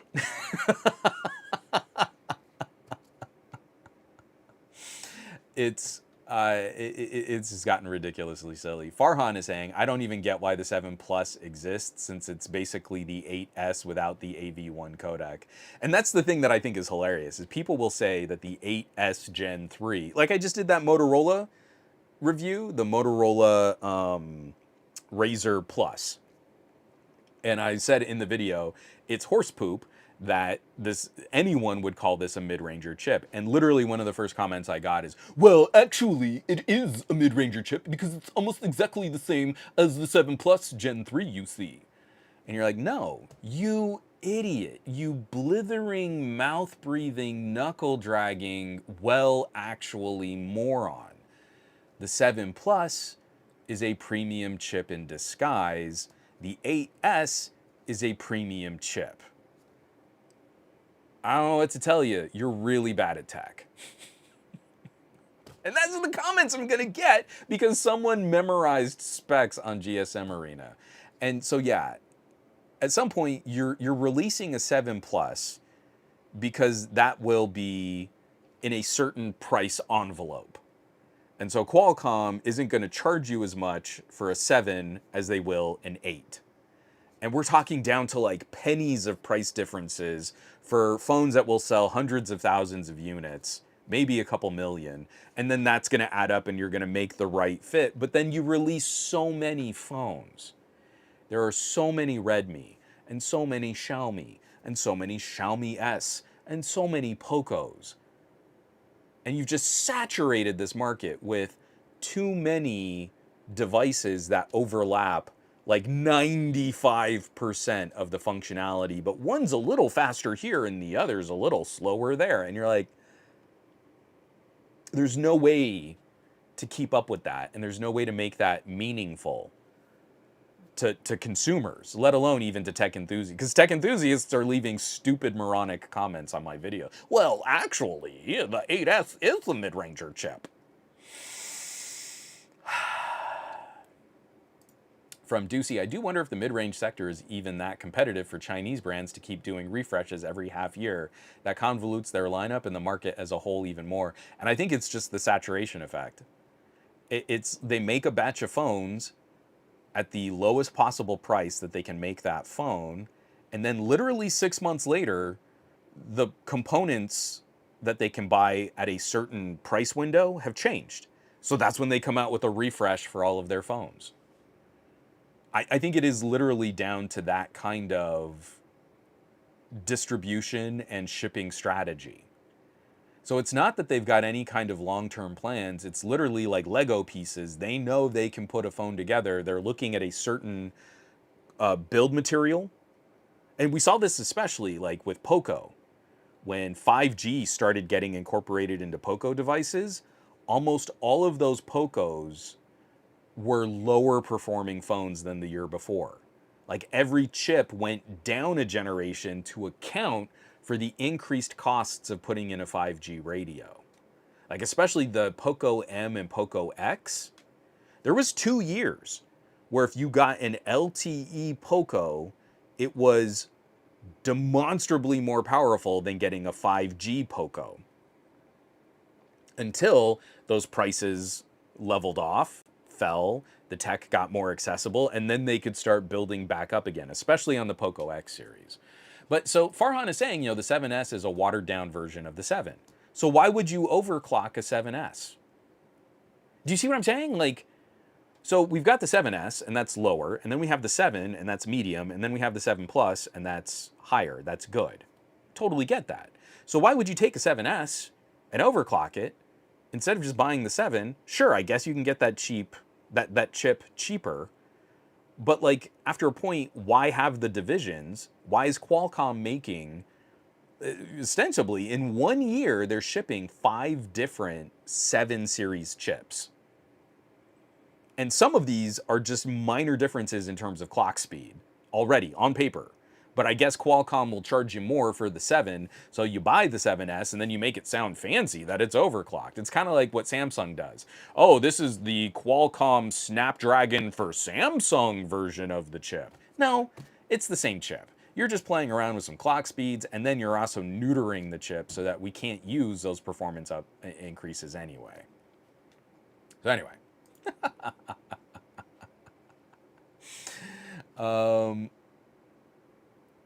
From Farhan, I just checked GSM phone database. Guess how many phones use the 7 Plus Gen 3? 6. 6 different phones are using the 7 Plus Gen 3. The 7 and 7S combined, 34. So I guess that's... I'm trying to remember, because I know I did review a phone with a 7 Plus Gen 3, and now I can't remember which one it was. I want to say it was something like maybe it was a Realme. Anyway, I don't know. It's not that important. Because we have more chip news to talk about, and this is where I get a little pissy with these next 2 stories, is because we're looking at Geekbench and AnTuTu scores, and I'm promising you, they tell you nothing about the performance of a chip. But here we are, because these non-contributing zeros have nothing else to demonstrate performance, but they know they can get big traffic if they can break the news that there's a Geekbench score out for the Dimensity 9500. So there's one of the Vivo X300s has shown up on Geekbench, and the scores look horrifically mediocre.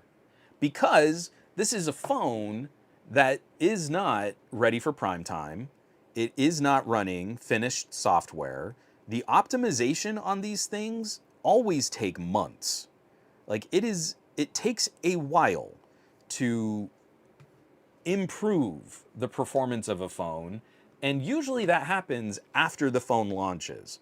So the software that you get as a reviewer is never a good indication of performance when you compare it to after the phone has had a couple updates. But here we are. Ian Ghosh Ghosh on Twitter has a screen grab of the MediaTek Dimensity 9500, and it's running these Geekbench scores. So I'm going to say numbers at you because this really pisses me off, but this is what we do now. The single core score is 2,352, and the multi-core score is 7,129. Okay, so I just told you those numbers. Are those good? Do you know? Are you aware of what the chip in your phone can do to put out numbers in Geekbench? Probably not, but they're big-ish numbers. So, 2,000, that sounds like a lot.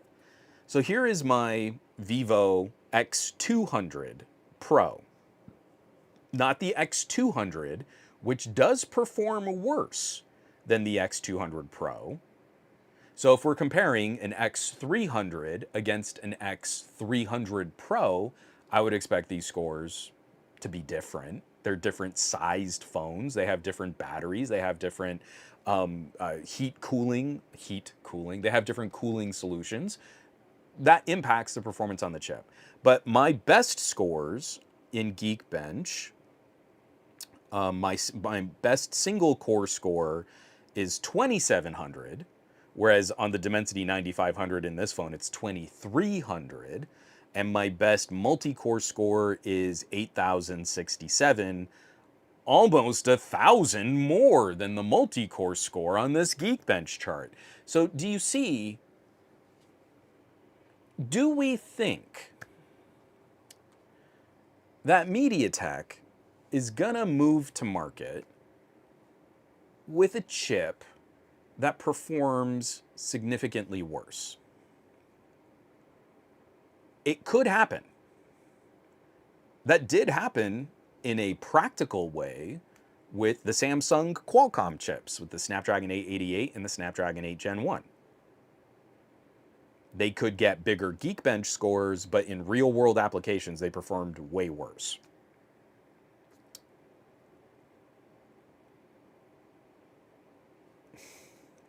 I don't think the plan at MediaTek is to deliver a chip that is 1/8 slower in multi-core performance than the chip that we can currently buy today. I don't think that's their plan. But I have done a lot of testing recently. Do I have my OnePlus Pad 2? So I have a video coming out, and it won't be a long video. I say this, it'll probably end up being like a 20-minute video of me rambling. But I finally have finished doing some performance testing on the OnePlus Pad 2.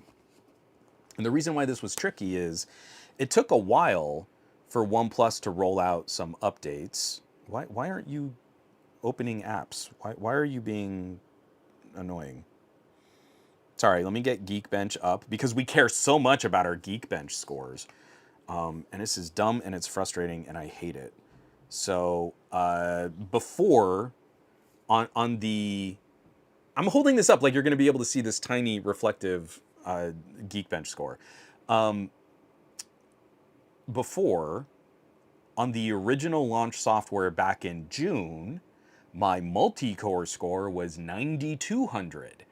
This finally got an update, and now my multi-core score is 9,500. It got 300 better, you see. So when you improve, optimize, and put out some software, this performance changes. This performance can improve quite noticeably. But if all you do is run Geekbench and you just see a bigger number here or a smaller number there, you can't really be prepared for what's going to change. So to spoil part of my video, I do a 1-minute video render 4K video, 6 clips, transitions, watermark, music underneath. Something that I think would be emblematic of a good YouTube or TikTok or short or reel. Now, we only went up 300 points in our multi-core score, right? Well, when I got the OnePlus Pad 2 with original software, editing and rendering, not editing, rendering that 1-minute project took 58 seconds. It took almost as long to render as the video would play in real time. Following this update, that's down to 26 seconds. So a 300-point change in Geekbench could be a 50% reduction in your 4K video rendering times. No, it doesn't work that way. It's just better optimized. The tablet knows better what to do with this chip, and that can communicate with the apps. And the apps have gotten some updates, but I don't know if LumaFusion has gotten an update since June that would account for any of this performance. It's literally just system optimization. And now, when this tablet sees video, it knows far better what to do with that video, and it can chew up and spit out that video twice as fast. But it's only a 300-point difference in 9,000-point scores on the Geekbenches. So this is the other thing that's going to piss me off. Because this grossly misrepresents what MediaTek is doing for their strategy. So Qualcomm is doing a slightly more Apple-like chip. There are 2 big cores and 6 medium cores, but there are no more of these tiny little efficiency cores, right? 2 big, 6 medium. Every article that I've seen about the Dimensity 9500 has mentioned we're doing 3 blocks of cores on the Dimensity 9500. So there's 1 core at 4 gigahertz and 3 cores at 3.5 gigahertz and 4 cores at 2.7 gigahertz.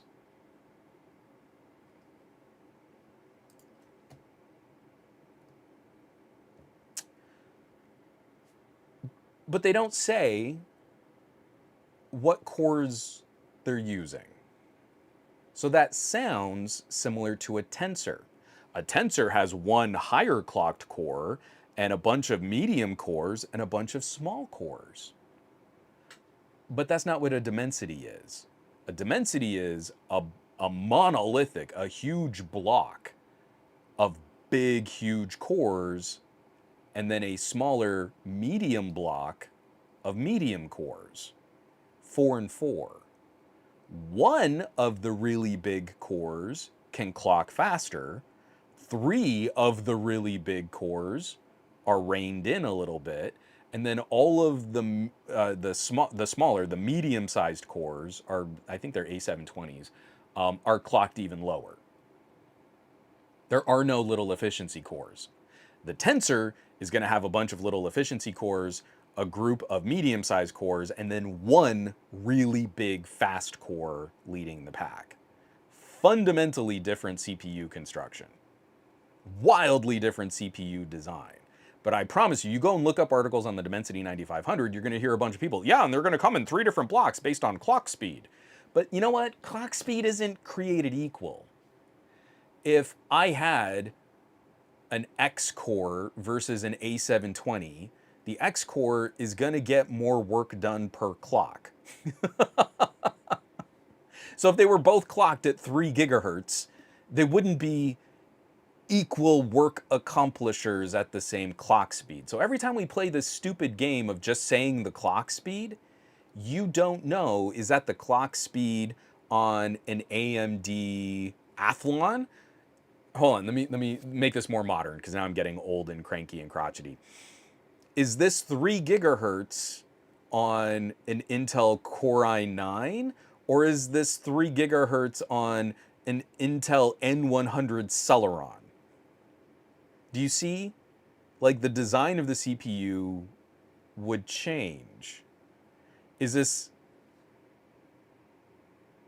I was going to come up with another metaphor that would probably just confuse things. So this is what we're in for. The conversation on the Dimensity 9500 is already broken, and the numbers that we've seen out first are not representative of what I think the chip will actually be capable of doing when it's in a production device with an update after the embargo review period.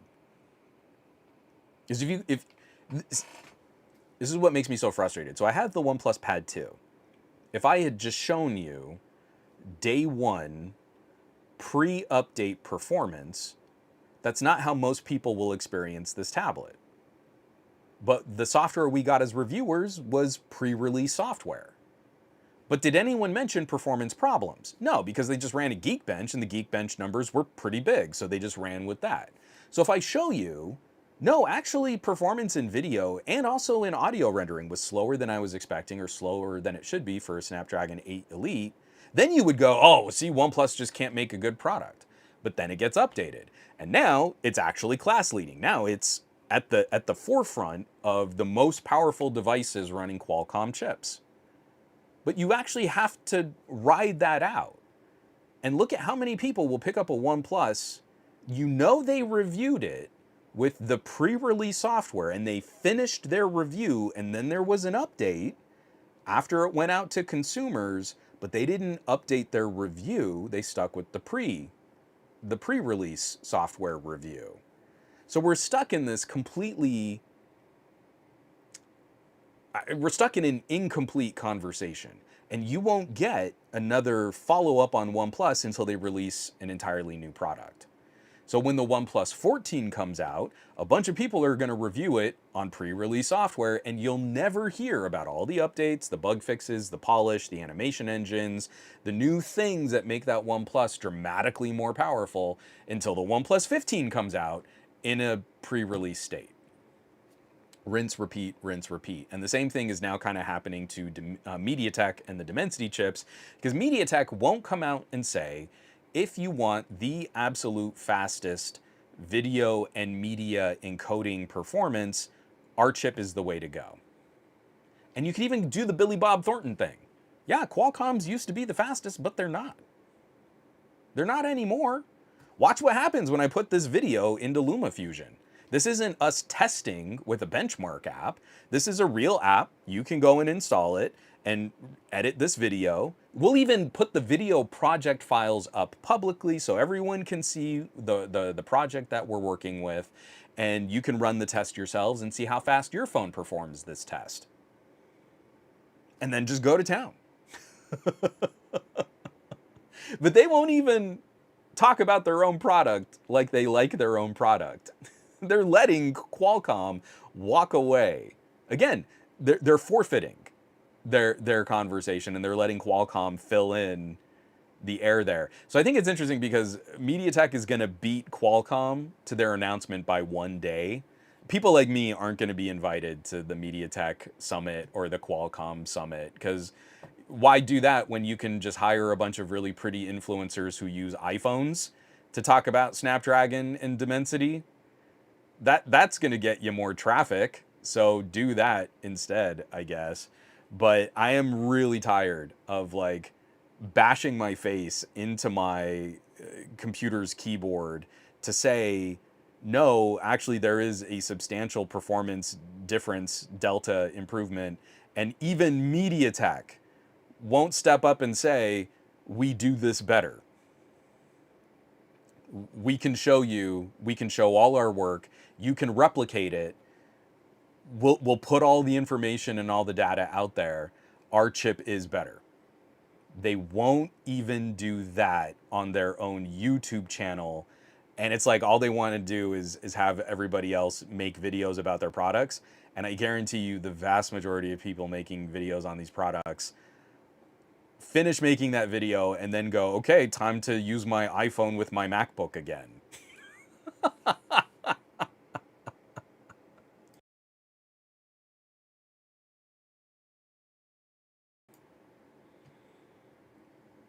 Yeah, Farhan, it's why Sony never cares about benchmark scores. They care more about stability, which, to be honest, they excel well.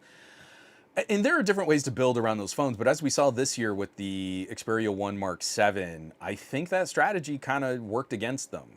That they had a manufacturing idea for the 1 Mark 7 that I think was about cutting costs, and it kind of blew up on them with their batteries not performing very well.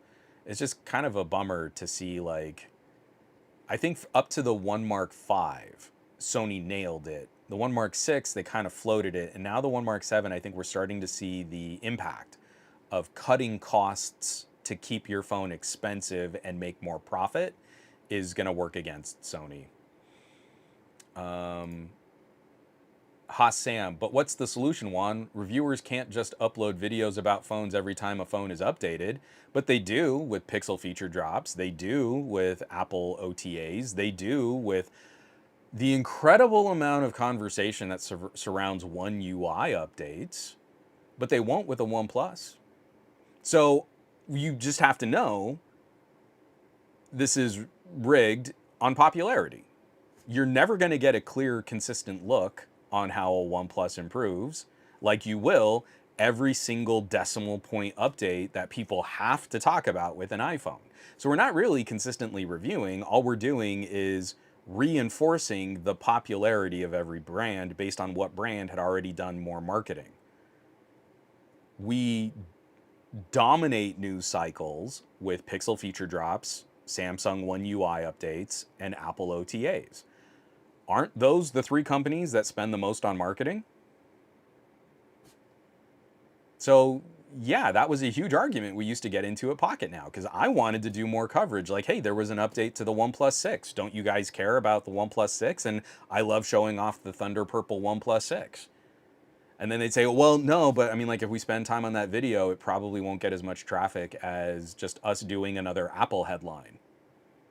So you never got to know what the update situation was like as we got more updates on the OnePlus 6. I lost that fight. I wanted to make that a much more regular feature, like kind of like a week, like a Friday checkout. I had an idea for sort of a Friday checkout just based on updates, patches, bug fixes, new apps. It'd be a new app to try out. Hey, isn't this cool? I'm doing this in Power Director. Don't you want to try this in audio? And here's a new game you might like. And along the way, here was this Oppo update. And here was this Xiaomi update. And it didn't have to be a huge, big, benchmarking video every time, but I couldn't even get that through. I would like to point out that I still exist and that Pocket Now is dead. But let me tell you, I'm not making money. There is no money to be made with this strategy. So Pocket Now was technically correct. I have to work so much harder to make money in other things to subsidize the cost of just occasionally mentioning, by the way, the OnePlus Pad 2 is now a beast of a performer where it wasn't at launch. But you didn't even know that it wasn't a beast of a performer at launch because no one said anything because they never really tested it.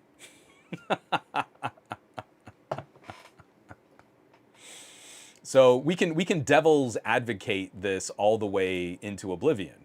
But are you a techie or are you a brand fan? I make a podcast and a YouTube channel for techies. If all you care about is just knowing what's going on with Sam, Apple, Google, then cool. But you understand how philosophically I'm always going to bristle at that. We can do the work. We should do the work. But it matters more that we have crispy video telling you that Apples are the bestest, because that's going to make you more money. So what do you want to support? Do you want to support knowing what's already the most popular, or are you trying to support people who actually do the work? Because I'm not alone. There are some other content creators out there. There are some other reviewers who are trying to approach with the same consistency. And guess what kind of traffic they get? But you'd rather hear that Apple has another OTA and that One UI 8 is right around the corner, guys. It's right around the corner. Let's talk about Samsung's One UI more. That's where we're at, man. You can be the change you want to see in the world, or you can be apathetic and keep supporting the status quo. Because the other one, the one that's obnoxious here, and I have to defend the Pixel for the exact same reasons. The Pixel 10 Pro XL has already been leaked and benchmarked, and wouldn't you know it, it gets a smaller N22 score than even the Pixel 9 Pro XL. And we're looking over at these numbers. This is shared by Hustler's Passion. It's actually the thumbnail for this video, for this podcast. In our Pixel underscore phones, with the caption, "Would it be worth the upgrade?" So what we can see in here should be very encouraging. Excuse me, when we're also looking at pre-release hardware and software. There is no way they have their hands on a Pixel 10 Pro XL that is running complete consumer-facing software. And knowing that this generation of Pixel is also a pretty big SoC change from the last two, from the Pixel 8 and the Pixel 9, I have to believe optimization is in a very poor state right now. But we're looking at Antutu scores, and all these scores can tell you is how well a phone can run Antutu. These numbers, in no way, shape, or form, translate into real-world app performance. They're basically lies. If you try to say, this phone gets a better Antutu score, so it should run Audio Evolution better. That never consistently applies. But with that disclaimer out of the way, the CPU score in Antutu between the Pixel 9 and the Pixel 10 looks like it's about twice as high. So I'm looking at a Pixel 9 Antutu score of 180,000, and I'm looking at a Pixel 10 Antutu CPU score of 313,000. So not twice as high, but almost. A significant improvement in CPU performance. If this turns out to be true, one, it's further evidence that Samsung's foundry really sucks. And that it was always, we already knew this, it was always a detriment to the Pixel that the chip in the Pixel was made by Samsung. It was the two most recent worst years of Qualcomm performance when Samsung was making the Snapdragon, and then the second they left Samsung and went to TSMC, Snapdragon chips radically improved. And I hate Samsung so much as a mega amoeba corporation that dominates the South Korean economy. I despise what that umbrella organization actually is, but we need someone in this space that can give TSMC some competition. And if this is true, if the CPU performance, which it's not a radically different CPU configuration, literally just the foundry change of going from the Pixel 9 to the Pixel 10 can elicit this big of a difference in CPU performance, it's devastating for Samsung, and it should be very encouraging to Pixel owners that this could be a decent uplift in performance. And even if the performance stays the same, that means we should get similar performance using much less battery. If the performance stays close to the same, then our battery draw should drop just because Samsung sucks so bad at making chips. But the reason why this is getting kind of the highlight here on the Reddit is because the overall score doesn't look that impressively different. So the Pixel 9 scores 980,000 points overall, and the Pixel 10 only scores 1,140,000 points overall. So it's only like 100,000 points better. And one of the reasons why is a lot of the GPU scores are winning on the Pixel 9, and the Pixel 10 seems like it's falling behind in some of those metrics. So Do you see how stupid this is? It scores 1,000,000 on Antutu. That doesn't mean anything. It doesn't mean anything. A 100,000 point difference in a benchmark literally means nothing. And there probably will, at launch, be situations where the Pixel 9 can outperform the Pixel 10. That's just the way it's going to be, especially at launch, until a newer chip fabbed by TSMC can be properly optimized for Google software. I would say the first 3 months of the Pixel 10, it will not be hard to find apps that will perform better on the Pixel 9. But then, after that, the brute force optimizations of TSMC just making a better performing chip are going to win out. And as the phone ages, Samsung fabbed chips have aged very poorly. Snapdragon 888s have been doing okay. Snapdragon 8 Gen 1s are hot garbage. And then you compare them immediately to the 8 Gen 2, and it is... those phones have aged so much better. Anything with an 8 Gen 2 is just wildly better than anything with an 8 Gen 1. And that's what I think we're in for if this CPU performance plays out in any way, shape, or form. But I gotta point this out the same way. Antutu is already specious at best. It's already kind of meaningless noise. And the Pixel 10 cannot be running well-optimized software. And the CPU looks already, in this unfinished state, like it's able to perform Antutu scores way better. So I'm hoping that this is some positive traction. Now, we're also talking about Reddit, so all of the comments are like, I wonder why this is actually even worse. This is going to be worse. I can't even believe it. Who would even buy a Pixel? Blah, blah, blah, blah, blah, blah, blah. So I don't know. I don't know what to tell you. I'm not hot on Pixel 10. I think it's going to be kind of a whiff. I think we've gone too long miseducating consumers on what they should care about, not teaching them what performance for a phone really means. And so the things that we should get excited by on Pixel 10, I think we're going to miss. And the stuff that consumers get excited about, they're not going to care because we already got the design language change on the Pixel 9. So I just think this is a hugely problematic mess, and that Google has absolutely missed a huge opportunity to do something splashy with marketing, to present the product in a better light, to talk about the things that they win, and instead they're going to say, oh, but it's got Gemini, and you can circle the search, just like I can on my OnePlus 13, and I don't care. I don't care about any of that.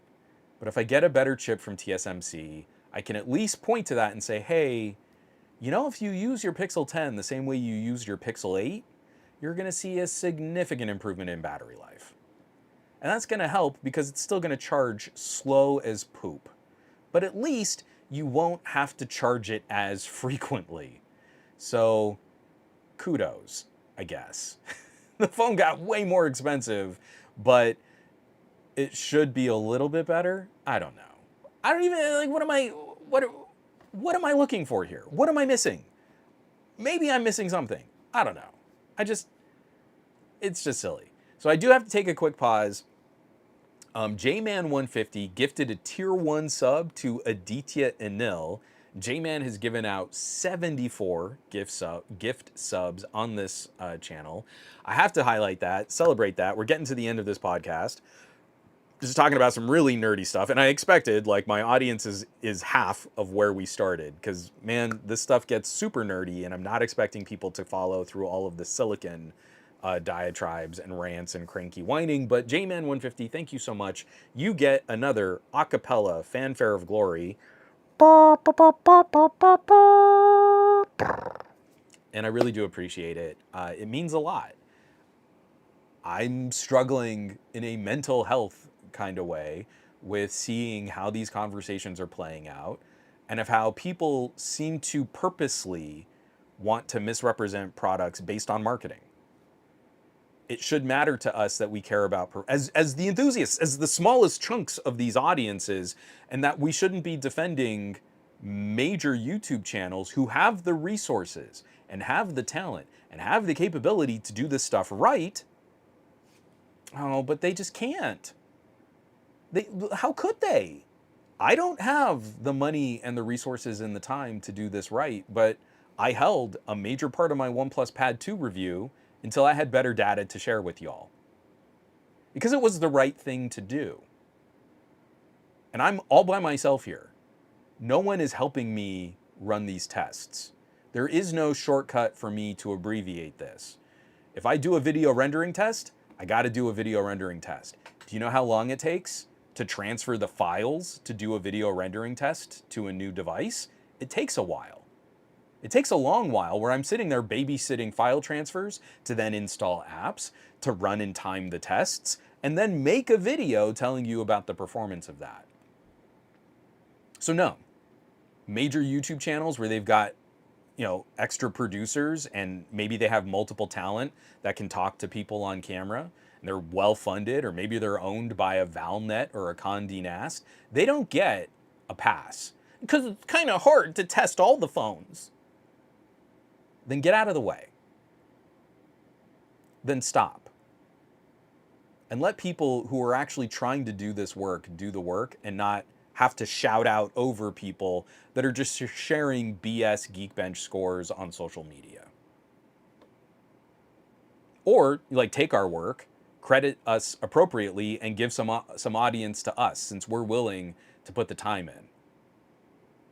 That'd be cool too. The folks at Notebook Check, they sourced my video, they cited my video on the Pixel 9 Pro getting a major update, and I showed them what this performance really looked like. I actually did a couple guest editorials on Notebook Check because they cited and sourced a link appropriately. Verge isn't doing that. Major YouTube channels aren't doing that. When was the last time Linus talked about mobile performance in any meaningful way? Major YouTube channels are happy to take sponsored videos on wacky gadgets. They've got all of the crew to do this right. Just like they claim that they do with laptops and desktops and computer components and CPUs and GPUs, and then they pick up a phone and go, but I like my Note 9. Cool. Get out of the way. Let us do the work that we're here to do. And stop pretending that this Antutu score on an unreleased phone is a meaningful data point until we see some software optimization. This is just silly.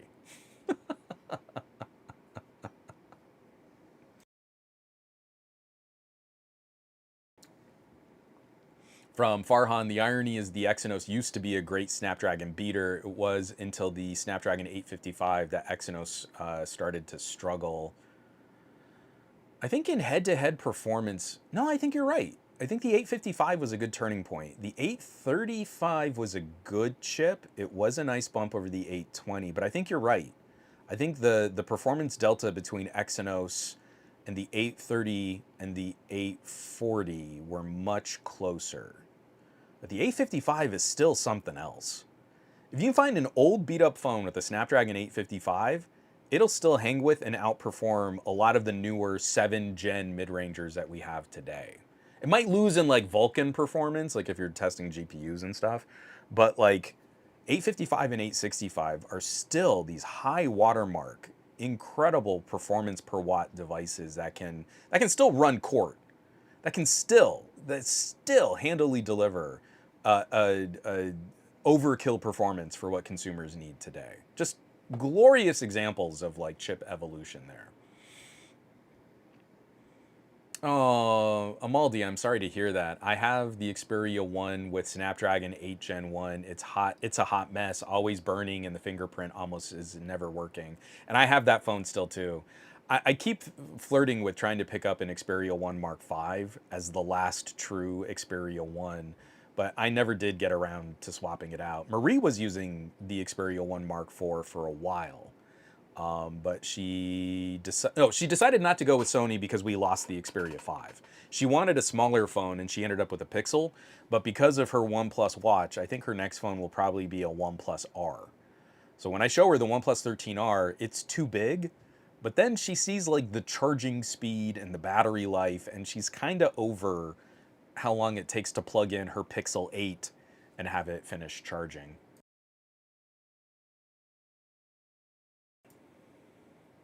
From JGJ, didn't benchmark scores used to only be 4 digits on average? I don't think Antutu has ever been that. Antutu does this weird addition amalgamation of different scores that mean totally different things, but then they arrive at this one massive number.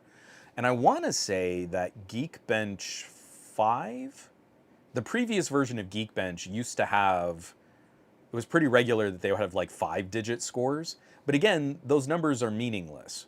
You can't compare last gen Geekbench to this gen Geekbench because they reformulated how all of those things score. And now this gen Geekbench, especially in multi-core scores, we're starting to see like 10,000 point runs. So it's not that you can just say, hey, it was 4 digits long.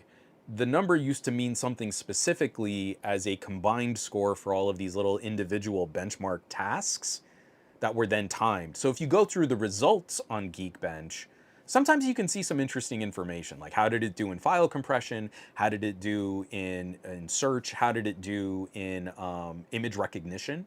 Some of that stuff can be interesting, but I also feel like none of it is directly applicable. Like I can find Geekbench scores where one phone wins for file compression in Geekbench and then loses incredibly when you use an app like RAR or you try to unpack a 7-zip archive.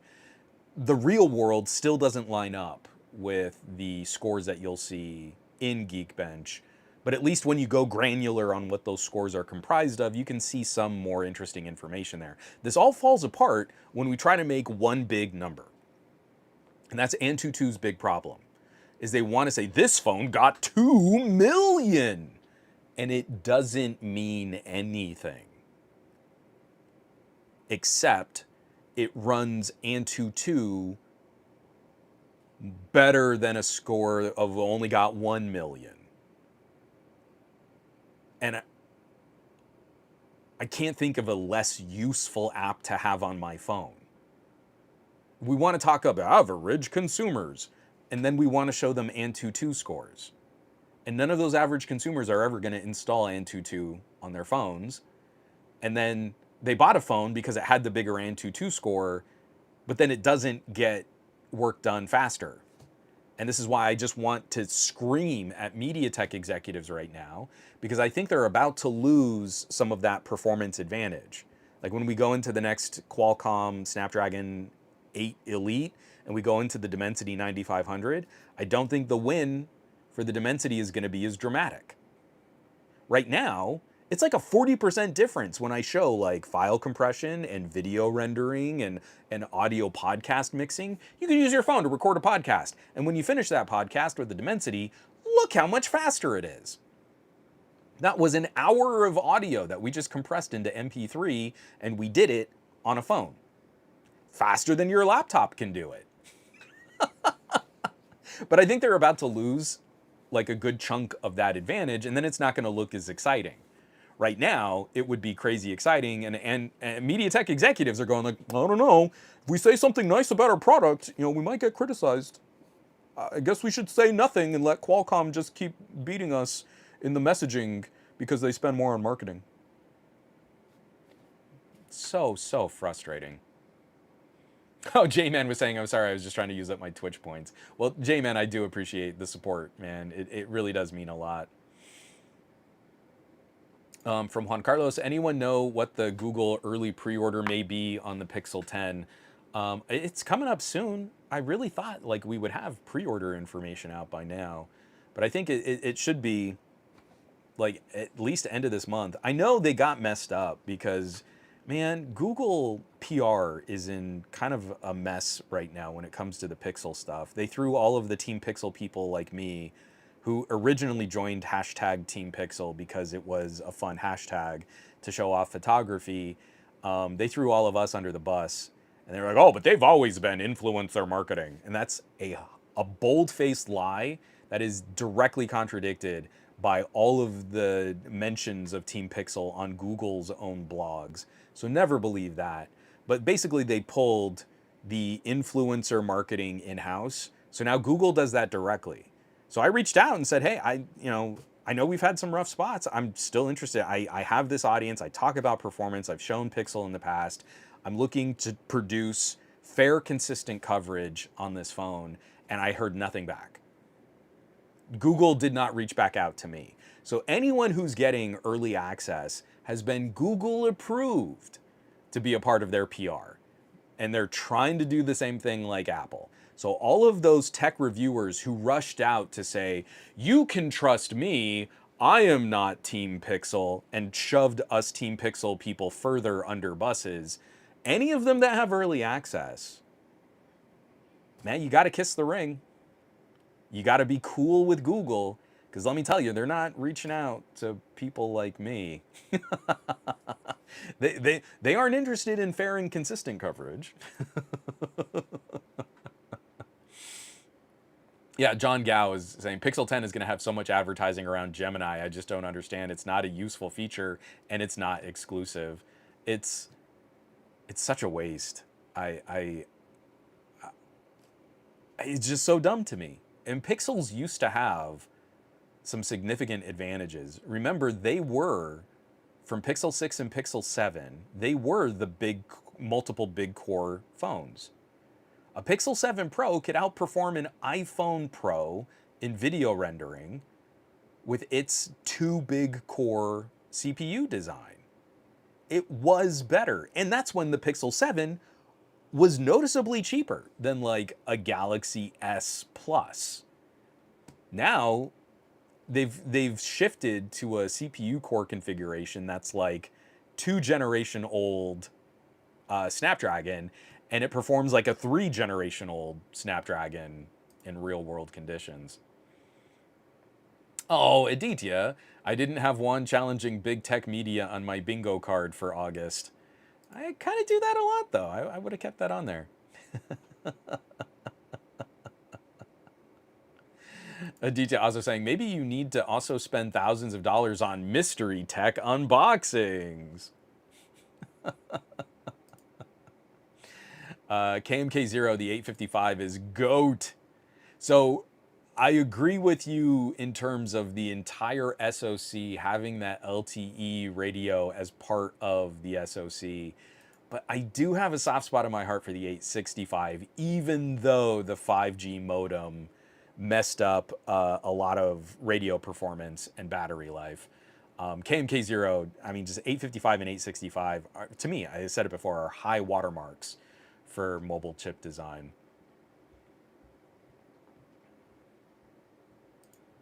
Brian Billings, I got my roommate a Pixel 8 last winter to replace his LG G8 with an 855, but he continues to use the G8 in bed. Battery life is bad and the screen is cracked, but he still uses it plugged in, sort of like a small tablet. He notices no performance difference on a G8 versus a Pixel 8. Yeah, I think it would be really hard to see. And then, I don't know, if he plugs in some headphones, it's one of those things you never want to give up. And just how nice the LG G8 was. Man, we lost so much since 2019 and 2020. Our phones are just massive gaping holes compared to what we were. Farhan saying it's because you don't have millions of subs. That's why Google ignores you. Well, I don't have money to market to get millions of subs, so I guess that's never gonna change. It's pretty great.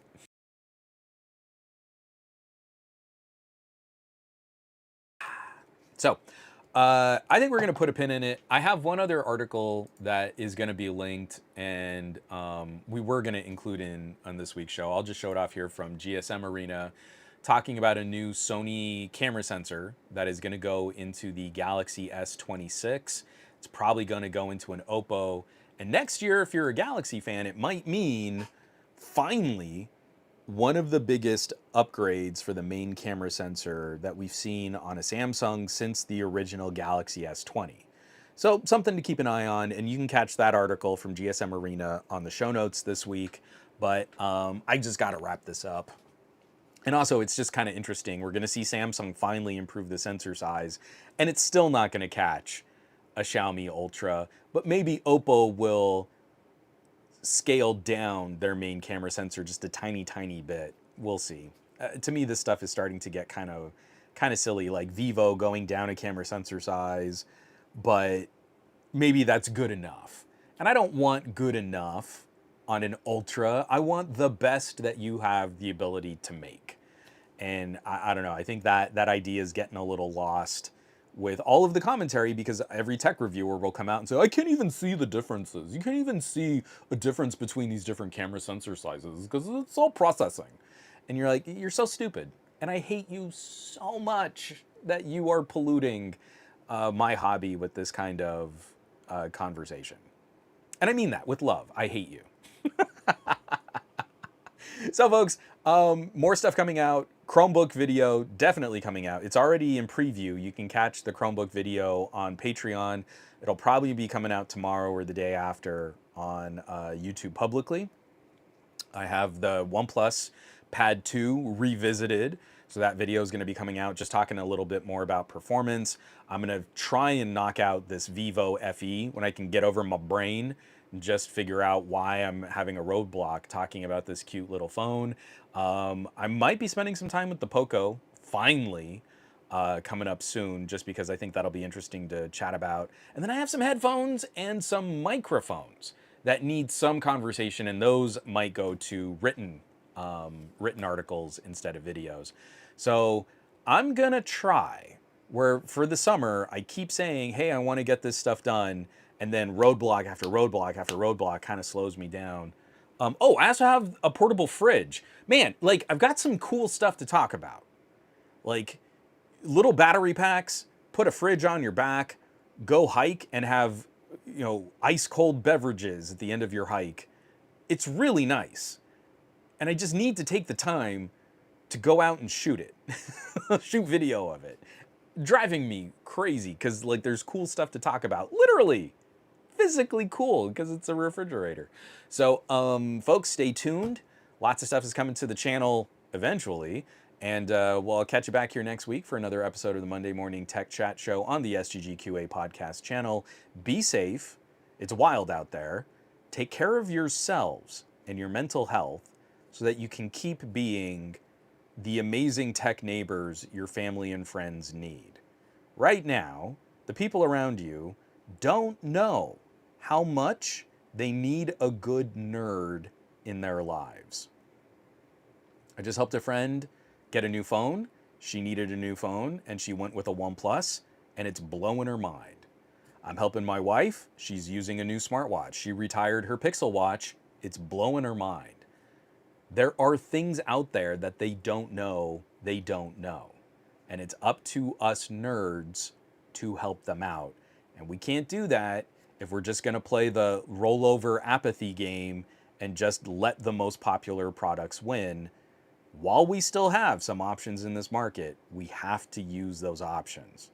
We have to show the competition, because it's not going to happen by major tech channels and reviewers, because that's not how they make money. So I'll catch you back here next week. Take care. Be well. I love you all. And I'll catch you back.